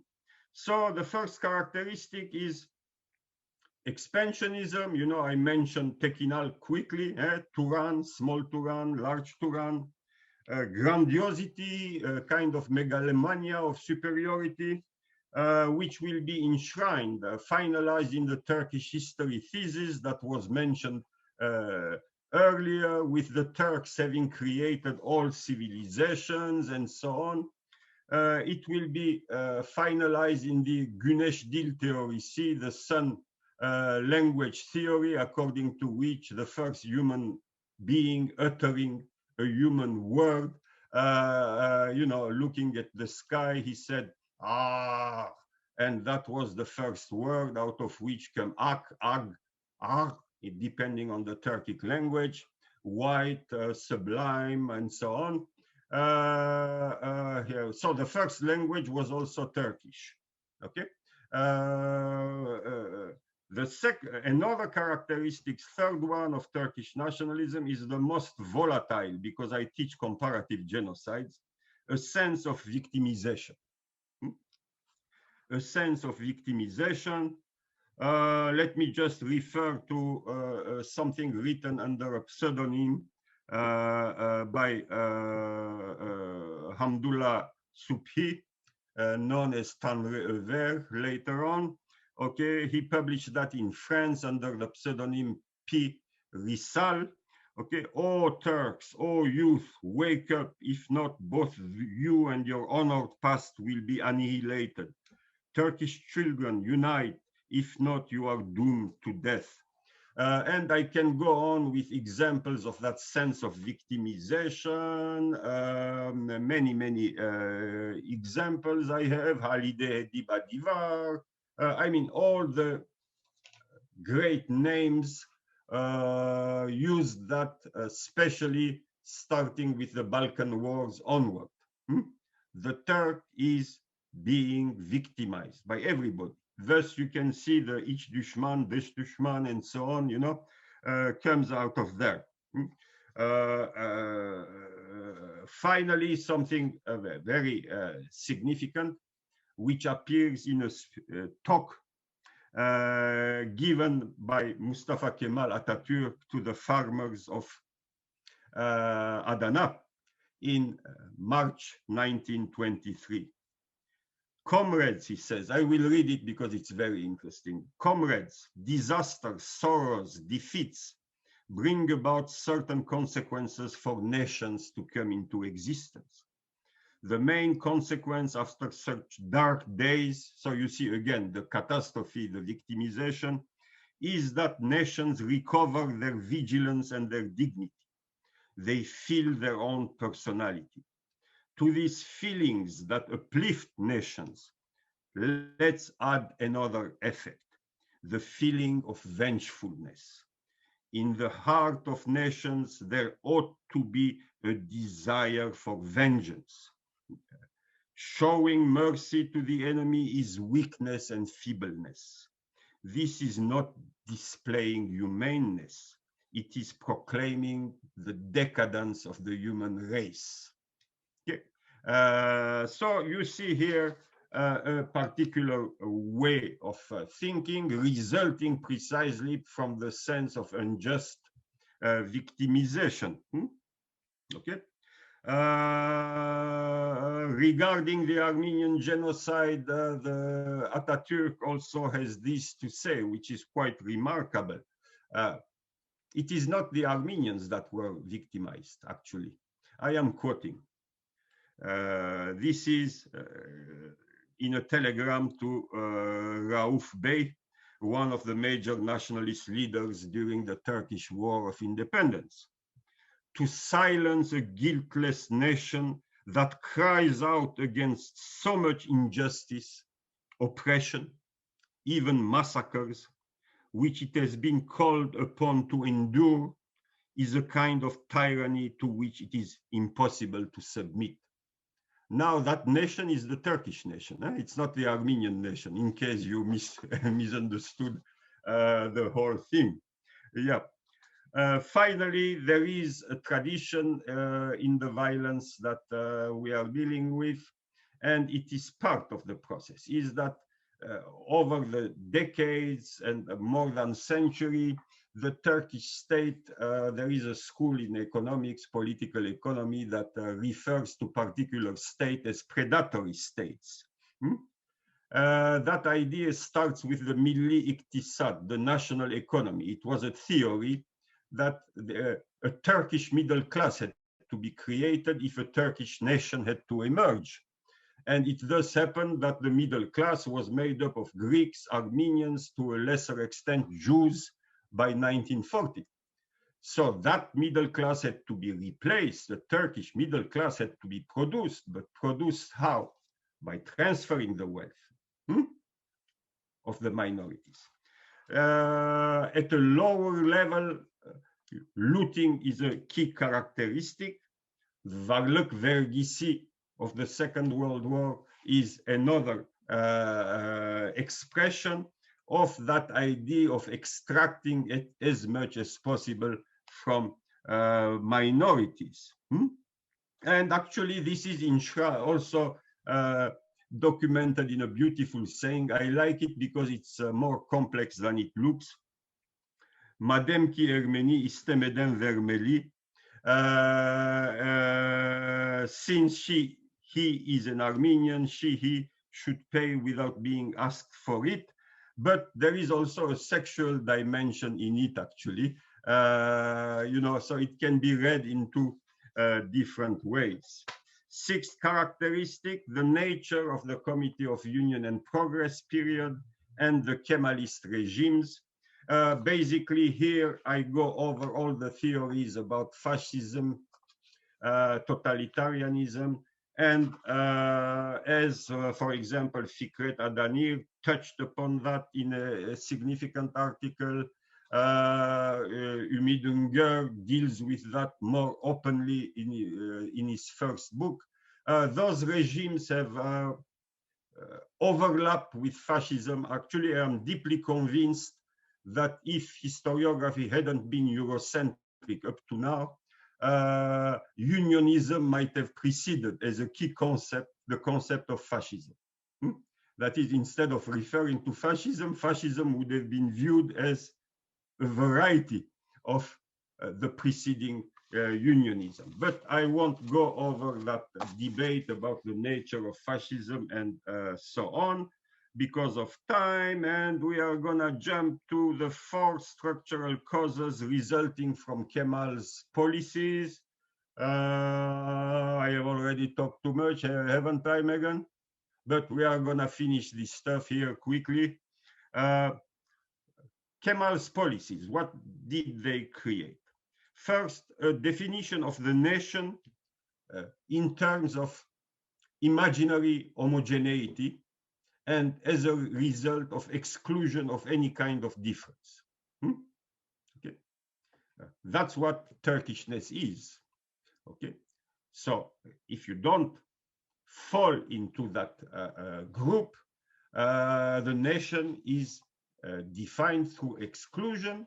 And the funny part of it is that Turkishness, despite the idea of race, which was very prevalent and is up to now, okay, actually the key indication of Turkishness was adopting Sunni Islam, was the key characteristic. I am sure that if there is a DNA of Turkishness and massive studies were carried out in Turkey, you would find out that probably more than half of the population doesn't have that imaginary Turkish DNA in it. Okay? So Turkey is a patchwork of different populations that have been Turkified, but their main characteristic was that particular version of Sunni Islam. Second element, which is a structural cause, the history thesis developed under Atatürk, the superiority of the Turkish race. It has created all civilizations. The Sun language theory that I have mentioned, what you see there is a very clear social psychological phenomenon known as overcompensation, whose main characteristic is essentially grandiosity. So that's what the second characteristic is. And usually overcompensation leads to some pathological form of ethno-nationalism.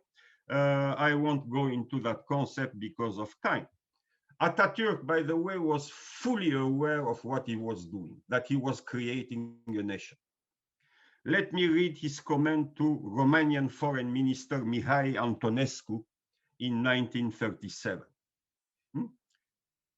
He tells him, man as an individual is condemned to death. To work not for oneself, but for those who will come after is the first condition of happiness that any individual can reach in life. Each person has his own preferences, he says. Some people like gardening and growing flowers.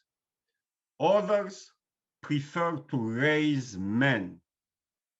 Does the man who grows flowers expect anything from them? He who raises men ought to work like the man who grows flowers. Who was raising men, you think? It's Atatürk. He raised the Turkish nation, the Turkish man, if there was such a thing, Homo Turkicus, you know, instead of Homo Sovieticus. He was very clearly aware of the remarkable project that he accomplished.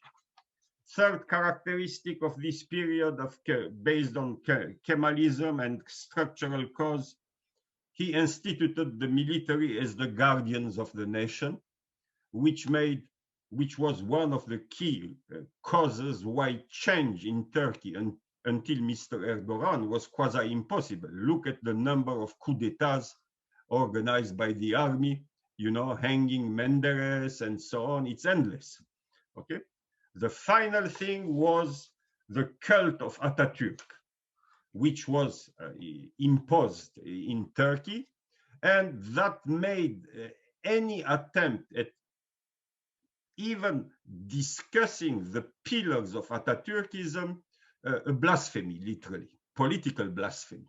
Okay, he was quasi-deified, and you don't touch what a god has left behind him, you know. So these were elements that made the possibility of an inclusive form of citizenship quasi impossible. Okay. Finally, 11th cause, the role of religion. I touched very quickly about some of the themes that were even taught during Atatürk. They are even more openly now spread in Turkey under Mr. Erdogan. And what has happened is that by the 1970s, the Turkish regimes realized that they couldn't sideline religion. I mean, it was right there.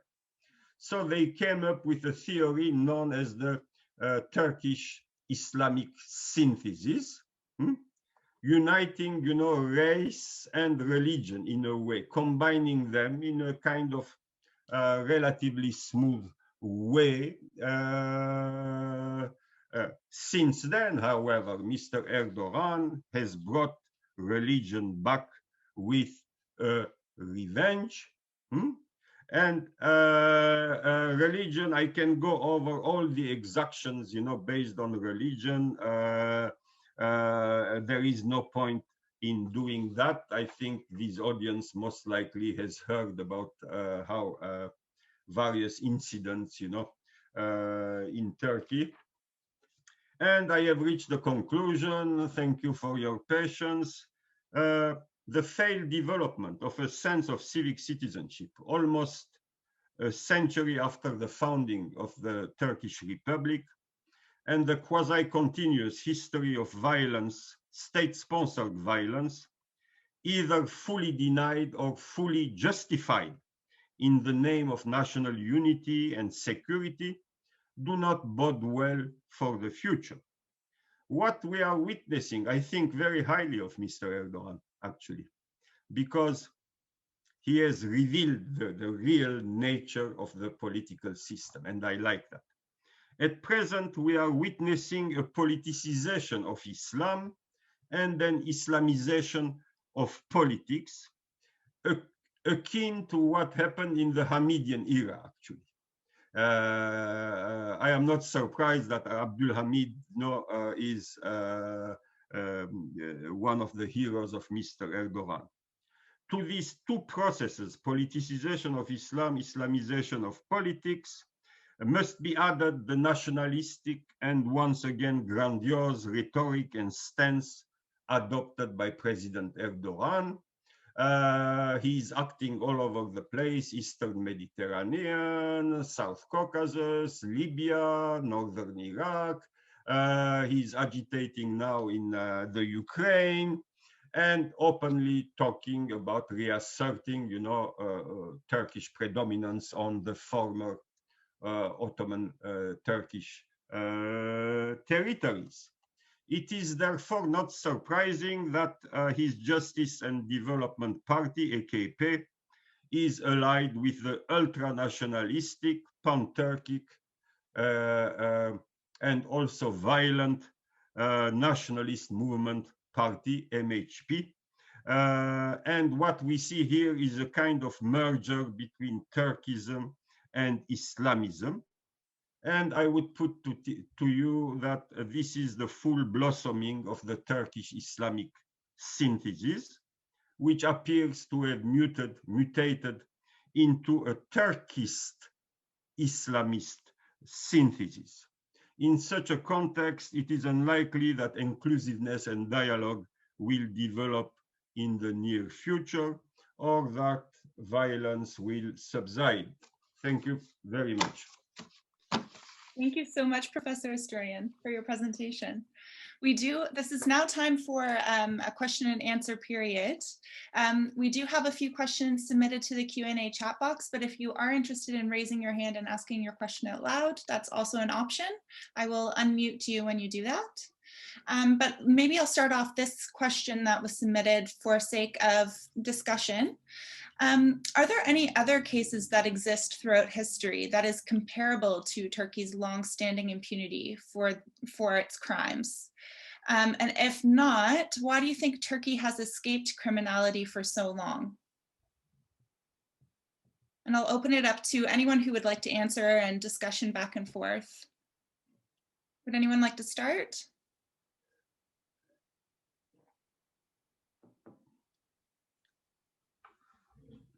Professor Esturian, do you have anything? Yeah, but in that conference in Paris, my distinguished colleague felt that the United States was similar to Turkey. I tended to differ a little bit, but what can we do? It's difficult to reply because that would require knowing the history of most of the nations on earth. Mm-hmm. So I cannot. I like to have evidence. I cannot tell you, no, there is nothing similar anywhere at any time in the universe because I don't know the history of all the places. So I cannot provide a definitive answer. It is quite clear that it's a little bit, it's an unusual phenomenon which is turned both inward and outward. But there might be similar cases that I am not aware of. So I don't want to transform here Turkey into a unique case.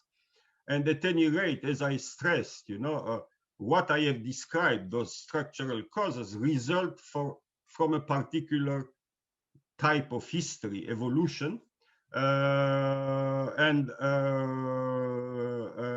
So they have to be historicized. And they can evolve over the long term, but right now things don't look good. Does anyone want to add anything? Yes, Professor Gaunt.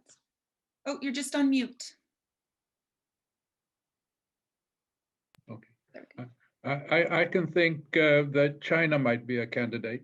with thinking about Tibet, Manchuria, and Mongolia, and also in Xinjiang at the moment. I mean, we don't know the depth of it back in time, but certainly they're dealing with their minorities with impunity. And even though we know what is going on, sort of, no one can do much about it. I have Brazilian colleagues who would say that what is going on in Brazil in the Amazon area with indigenous people might also be problematic from the point of view of both what is being done and the inability of people to stop the policy of the government. Thank you. Okay. Yeah, add something to that. Yes. Perhaps another important axis is to think about the indigeneity and colonialism. Just as Professor Gaunt said, in Latin America against the indigenous populations, but all over the world against the indigenous populations, there's something. I mean, there has always been something, and just being indigenous is the reason of that violence and racism in the colonial context. So that must be also taken into consideration in this cases of violence. And most of the times, colonial violences remain somehow not punished, and injustices, just as the cases in the last 2 centuries, continue, and even longer so. There is a very good point here, because it thus happens that right now I am teaching comparative genocides, and there are many readings, assigned readings on precisely this topic, from Australia to other places, to North America, Native Americans, and so on. There is a Australian scholar, while discussing, the nature of what genocide is. There are several definitions: the conventions definition, social scientific definition by Dr. Shaw in an excellent book, definitions proposed by various people, Helen Fine, Israel Charney, Frank Chock, and Jonasson, and so on. There is a collection of them. One of the issues with settler colonialism is that it is essentially, it results in a genocidal situation. And one of the beauties, what that scholar is saying, using some Marxist parallels, that is, there are situations that produce extermination. You do not need to find a plan, a central decision by the Queen of England and so on, exterminate the Aborigines in Australia. No, okay. The mere fact that you are bringing those settlers in Australia, and they are going to take over land. And to take over land, there are people living there. Those Aborigines, a pain in the neck, those quote-unquote savages, okay? So slowly but surely, the more you expand, like in North America, actually, okay? The worst cases of genocidal violence against Native Americans took place at the very end in California, actually, liberal California right now. So there is a type of situation that when you have settler colonialism, yeah, the convention's definition doesn't fit, because if you look at intent and so on, special intent, you don't see it. You don't see a decision and so on. But bottom line, over 100 years, it all depends. The native population is wiped out. And what Tallinn said, in a different way, applies partly, I think, to Turkey. Bottom line, keep in mind that Turkey, in its origin, is a settler colonial empire, okay? And it has now erased most of the native population, except the Kurds. Where I have some reservation in this issue is that the type of systematic violence that we see emerges in the 19th century, essentially. I don't think we can characterize the Ottoman Empire as being endlessly violent towards its minorities, exterminating systematically, and so on. So I would say that the settler colonial setting is right, but it cannot be reduced to that, because why not massive, endless violence earlier? You know, why not exterminating the Armenians earlier? I have a colleague in Armenia. One day he comes very high level, actually, which is worrisome. He tells me in Armenian, you know, Stefan? Yeah, I said, what? He says, the Armenian genocide, it started in the 16th century. I said, wow, congratulations. That's a revelation, you know. Then you have to tell me why why they didn't exterminate the Armenians earlier. So that's what I wanted to comment on, but Tallinn's point is very interesting indeed, no? It is. Thank you so much. That's great. Can I piggyback on Dr. Esturian and Dr. Suchian's comments? First, taking under advisement Dr. Esturian's cautionary about comparisons, and to sidestep the question, actually, which is to compare nations, but rather to compare histories. And the term there is empire that I want to invoke instead of the colonial aspect that's been discussed. We'll find that a lot of the sort of these broad approaches to the subject of genocide begins with explaining imperialism and empires. And historically, there's been no shortage of empires constructed. And they tend to virtually in every instance involve incredible amount of violence and what, again, that awful term of demographic engineering. And so we find that history beginning way back with the Babylonians, but especially with the Assyrians and with the Romans, of course, walking away with all the trophies as far as subjugation of populations and so forth. So I think there is room for comparisons and the entire larger issue of how imperialism works. And in the case of the Ottomans, again, to come back to Dr. Esturian, so he put his finger on it, which is that it's not clear that they necessarily started out as a nation, but they certainly started out as an empire, which leaves an interesting, intriguing problem to address.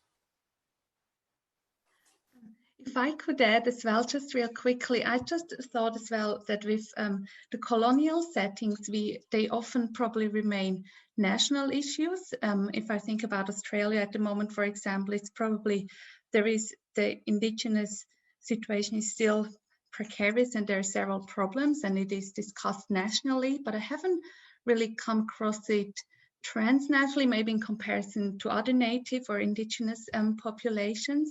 But the situation with Turkey now, for example, is that it also is an international issue or an issue for the international community as Turkey crosses borders and enters other countries and states. So maybe that's also a differentiating factor. Thank you very much.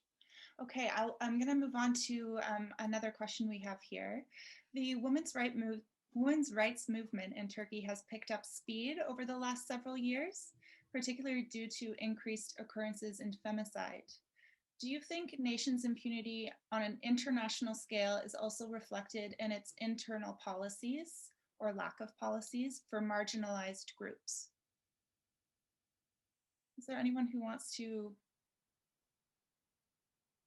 take this one on or have any thoughts?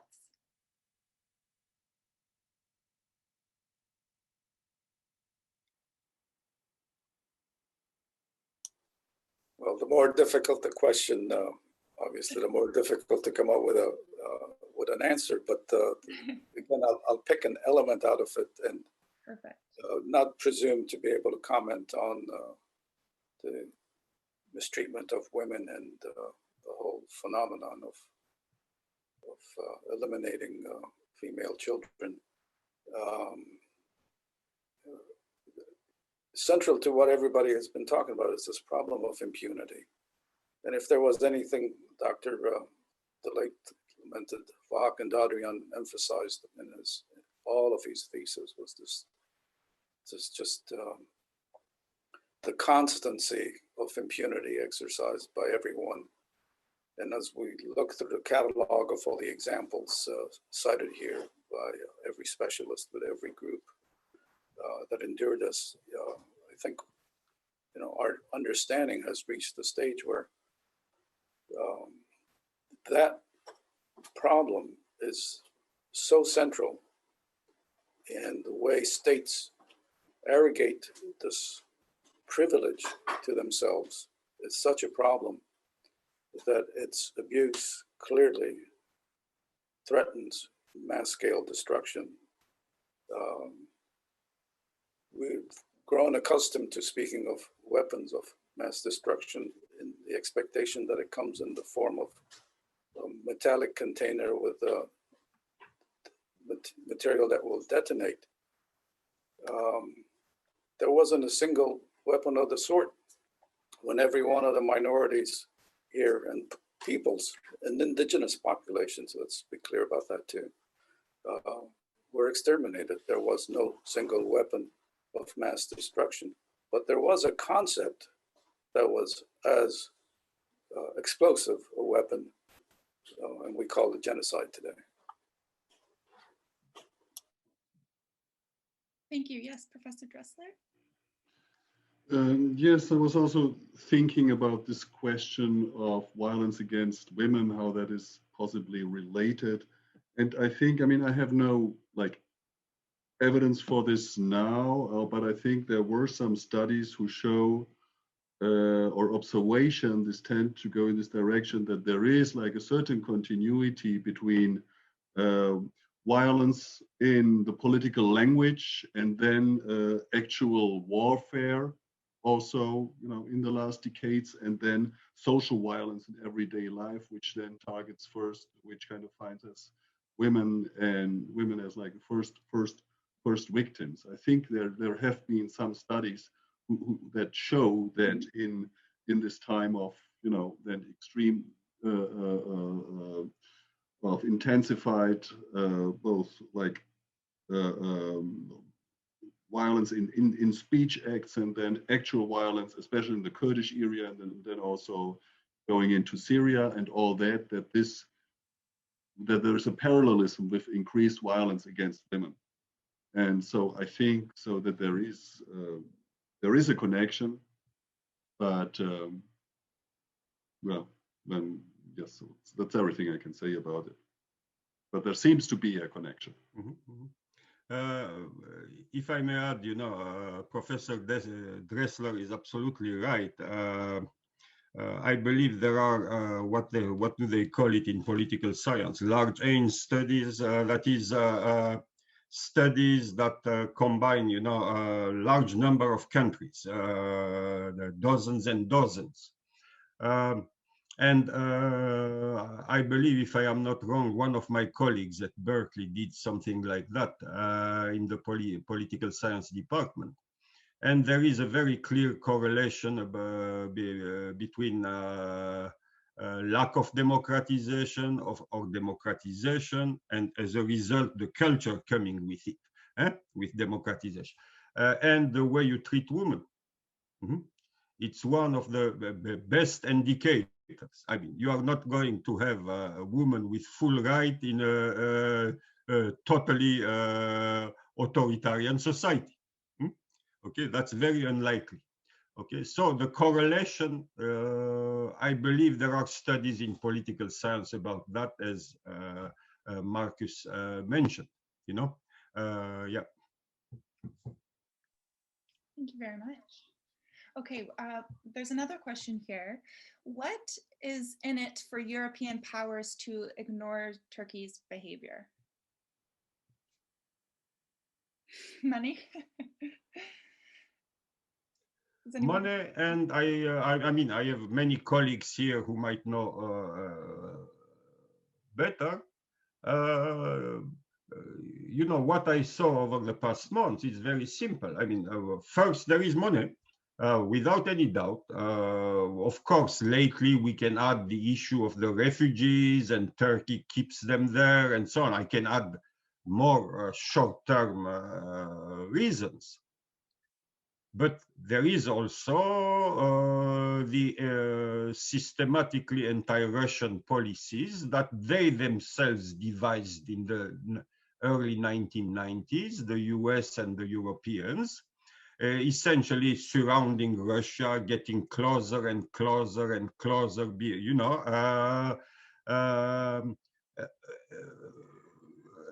and as a result, there was a reaction under Mr. Putin, who is an autocrat, obviously, and is going to try to stay until his death, you know, in charge of Russia, apparently. But the bottom line is that Turkey is also a useful tool, you know, in this Western policy, NATO policy.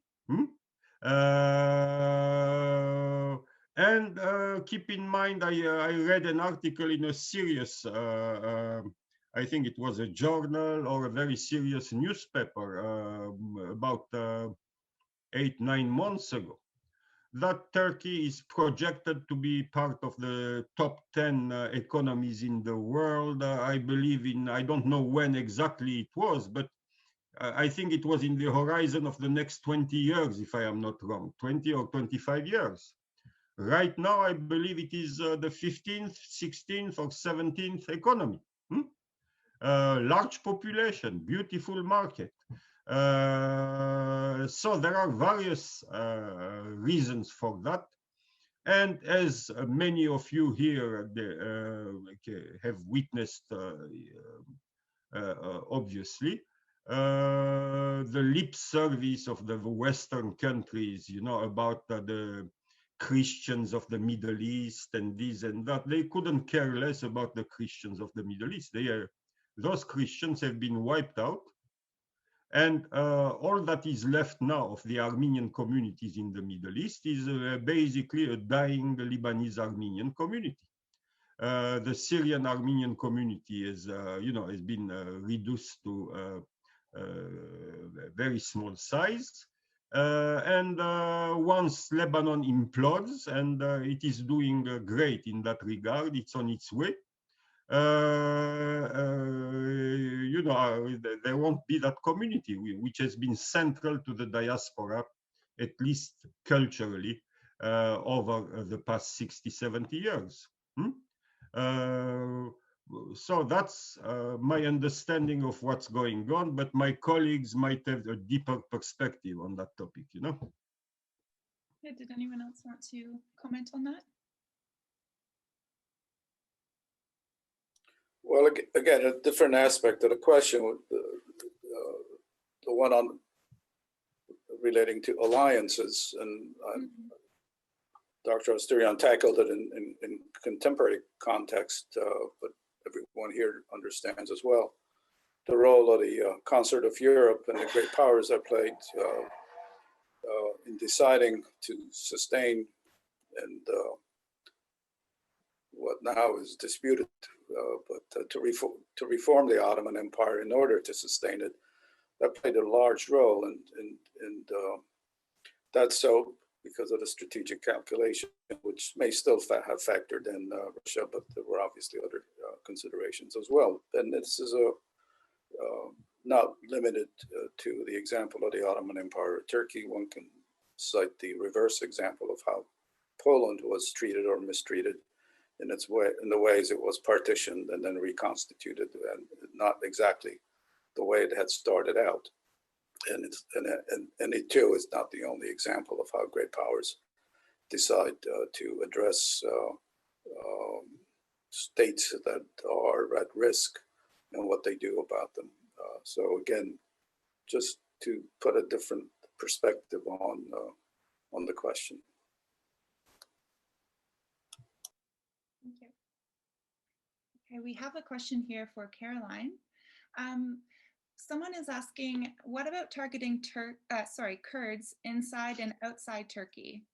and Turkey acting as a sponsor of ISIS, who persecuted and massacred Christians in Iraq, Syria, and Egypt. And if you could expand on that. So I do believe, obviously, with Islamic State, we have to question Turkey's role in IS's expansion. Obviously, it's a question for the whole international community. Different factors contributed that IS actually was able to flourish and expand and get to the size it was at one stage. But Turkey definitely has a role to play. It allowed, I mean, we know that many foreign IS fighters entered IS territory via Turkey. And we know that the Turkish military never actively fought against IS. It obviously then launched military attacks in Mount Sinjar region, for example, where the Yezidis were attacked and persecuted, and where the genocide against Yezidis started. And the current Turkish government attacked that region under the justification that it had the region is occupied by just only PKK, so we had no other choice to target the region. And also on the Kurds, we know that there are military campaigns going on in eastern Syria and also in North Iraq. We know that is an autonomous, or was an autonomous region of the Kurds from, I think, 2012 possibly, and they established those 3 cantons there. And now many places or regions in northern Syria are occupied by the Turkish military. So yeah, I think so. It's difficult to say whether the Turkish government specifically targeted the Yezidis, or maybe just the Kurdish and the Yezidis happen to be in the region. But I think it's in regards to IS, we definitely also have to take Turkey into account and the role they had to play. Obviously, it's still quite a recent event and it's still ongoing. And I do not have that many academic scholarly sources just yet, but I do think that's something that we have to target. And if anyone wants to, yeah. Yeah, did anyone want to add anything to that? Okay. We also have another question from Gary. Jews have established the fact that anti-Semitism is racism and should not be tolerated. Why have Armenians not come up with an anti-Armenianism as racism in view of the rampant Azeri and Turkish continuation of anti-Armenianism? Did anyone want to kind of touch on that?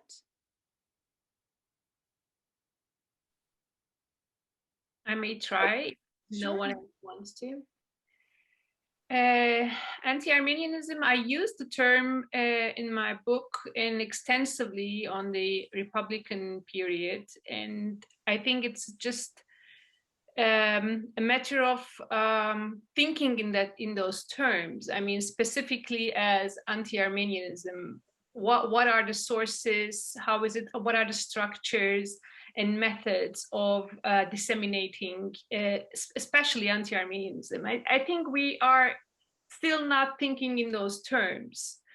And this is also related to the question of minority, that there was a question in the chat room that, you know, shall we call Armenians and other religious groups as minorities or not? I mean, this is something probably structural, because minority is the concept that the Turkish state uses. I mean, this is first used during the Treaty of Lausanne and in form of ekaliyet, and then it has turned into azınlık, so minority. So we have to question our language in that in many terms we have to question our language, but I think more so during knowledge production, when we produce knowledge, because we as individuals, if we do not want to be called with other names, then we want to be called with our names. So the groups also deserve to be called with their names. And I think we have to think about that. And it may be a bit longer to say each time, but still it has, the other has some kind of epistemic violence in it. And I think anti-Armenianism is also something that we have to think about and then write more on that. And yeah, I just stop here. Yes, please. You know, I think you can use anti-Armenianism in the case of Turkey, and now even more so in the case of Azerbaijan. You might have seen that new museum, you know, dedicated to the recent war. The way Armenians are portrayed reminds me of the photos of, you know, the way Jews were portrayed in Nazi Germany, you know, ugly and so on, distorted faces. Yeah, but just there is a point that has to be made, and that's quite obvious. Of course, anti-Semitism has a very long history, you know, going back more than a millennium, and it's a phenomenon that existed and exists in many countries.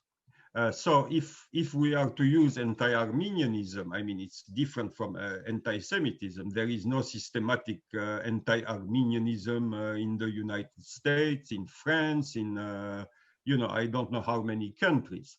So anti-Semitism remains a particular phenomenon, so far as I am concerned. But I wouldn't have any hesitation to use anti-Armenianism in the case of Azerbaijan, or even in the way Turkish political culture evolved, you know? Yeah. Thank you. Okay, and perhaps the last question for today's panel. Is Turkish involvement in the recent Azerbaijan war with Armenians connected to any way to the Turkish fascism in the way Professor Esturian described?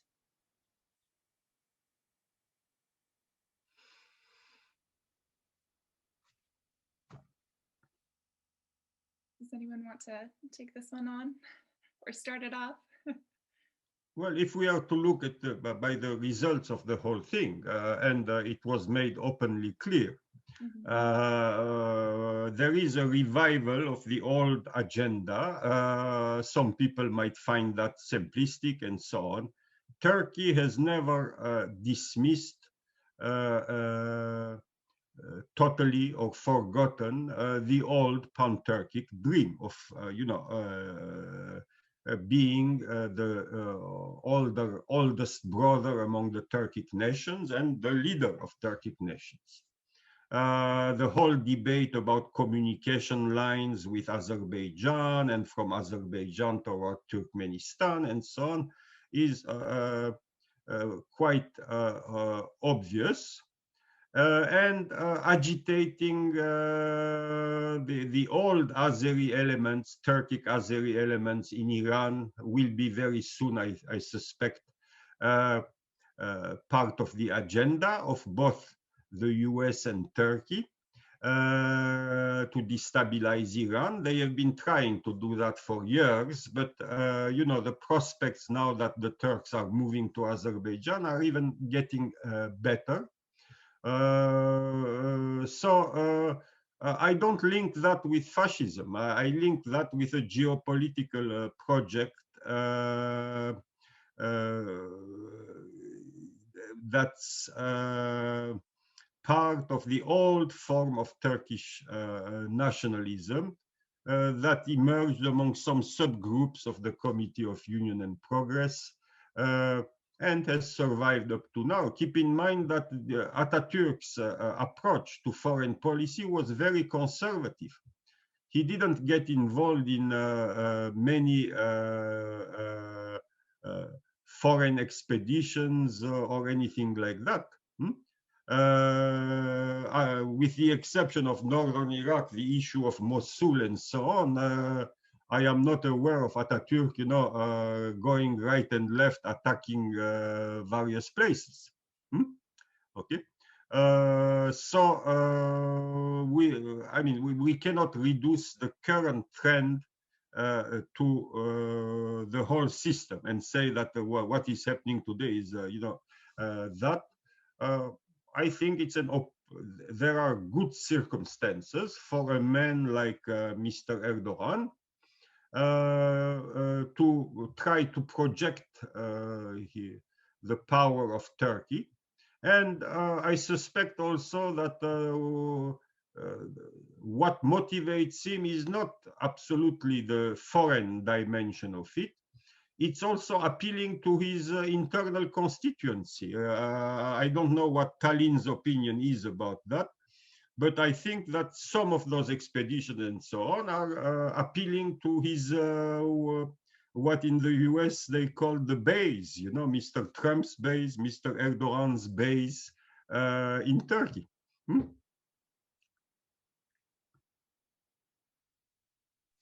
Thank you. Did anyone else want to comment on that one? Okay. Well, I would like to thank all of you for participating in our panel today. A thank you to Ruben Adalian and the 5 authors of our book, David Gaunt, Tallinn Suchian, Marcus Dressler, Caroline Schneider, and Stefan Esturian. Thank you so much for these engaging presentations and for this active discussion in today's panel. And a big thank you, of course, to our audience as well for your attention and active participation.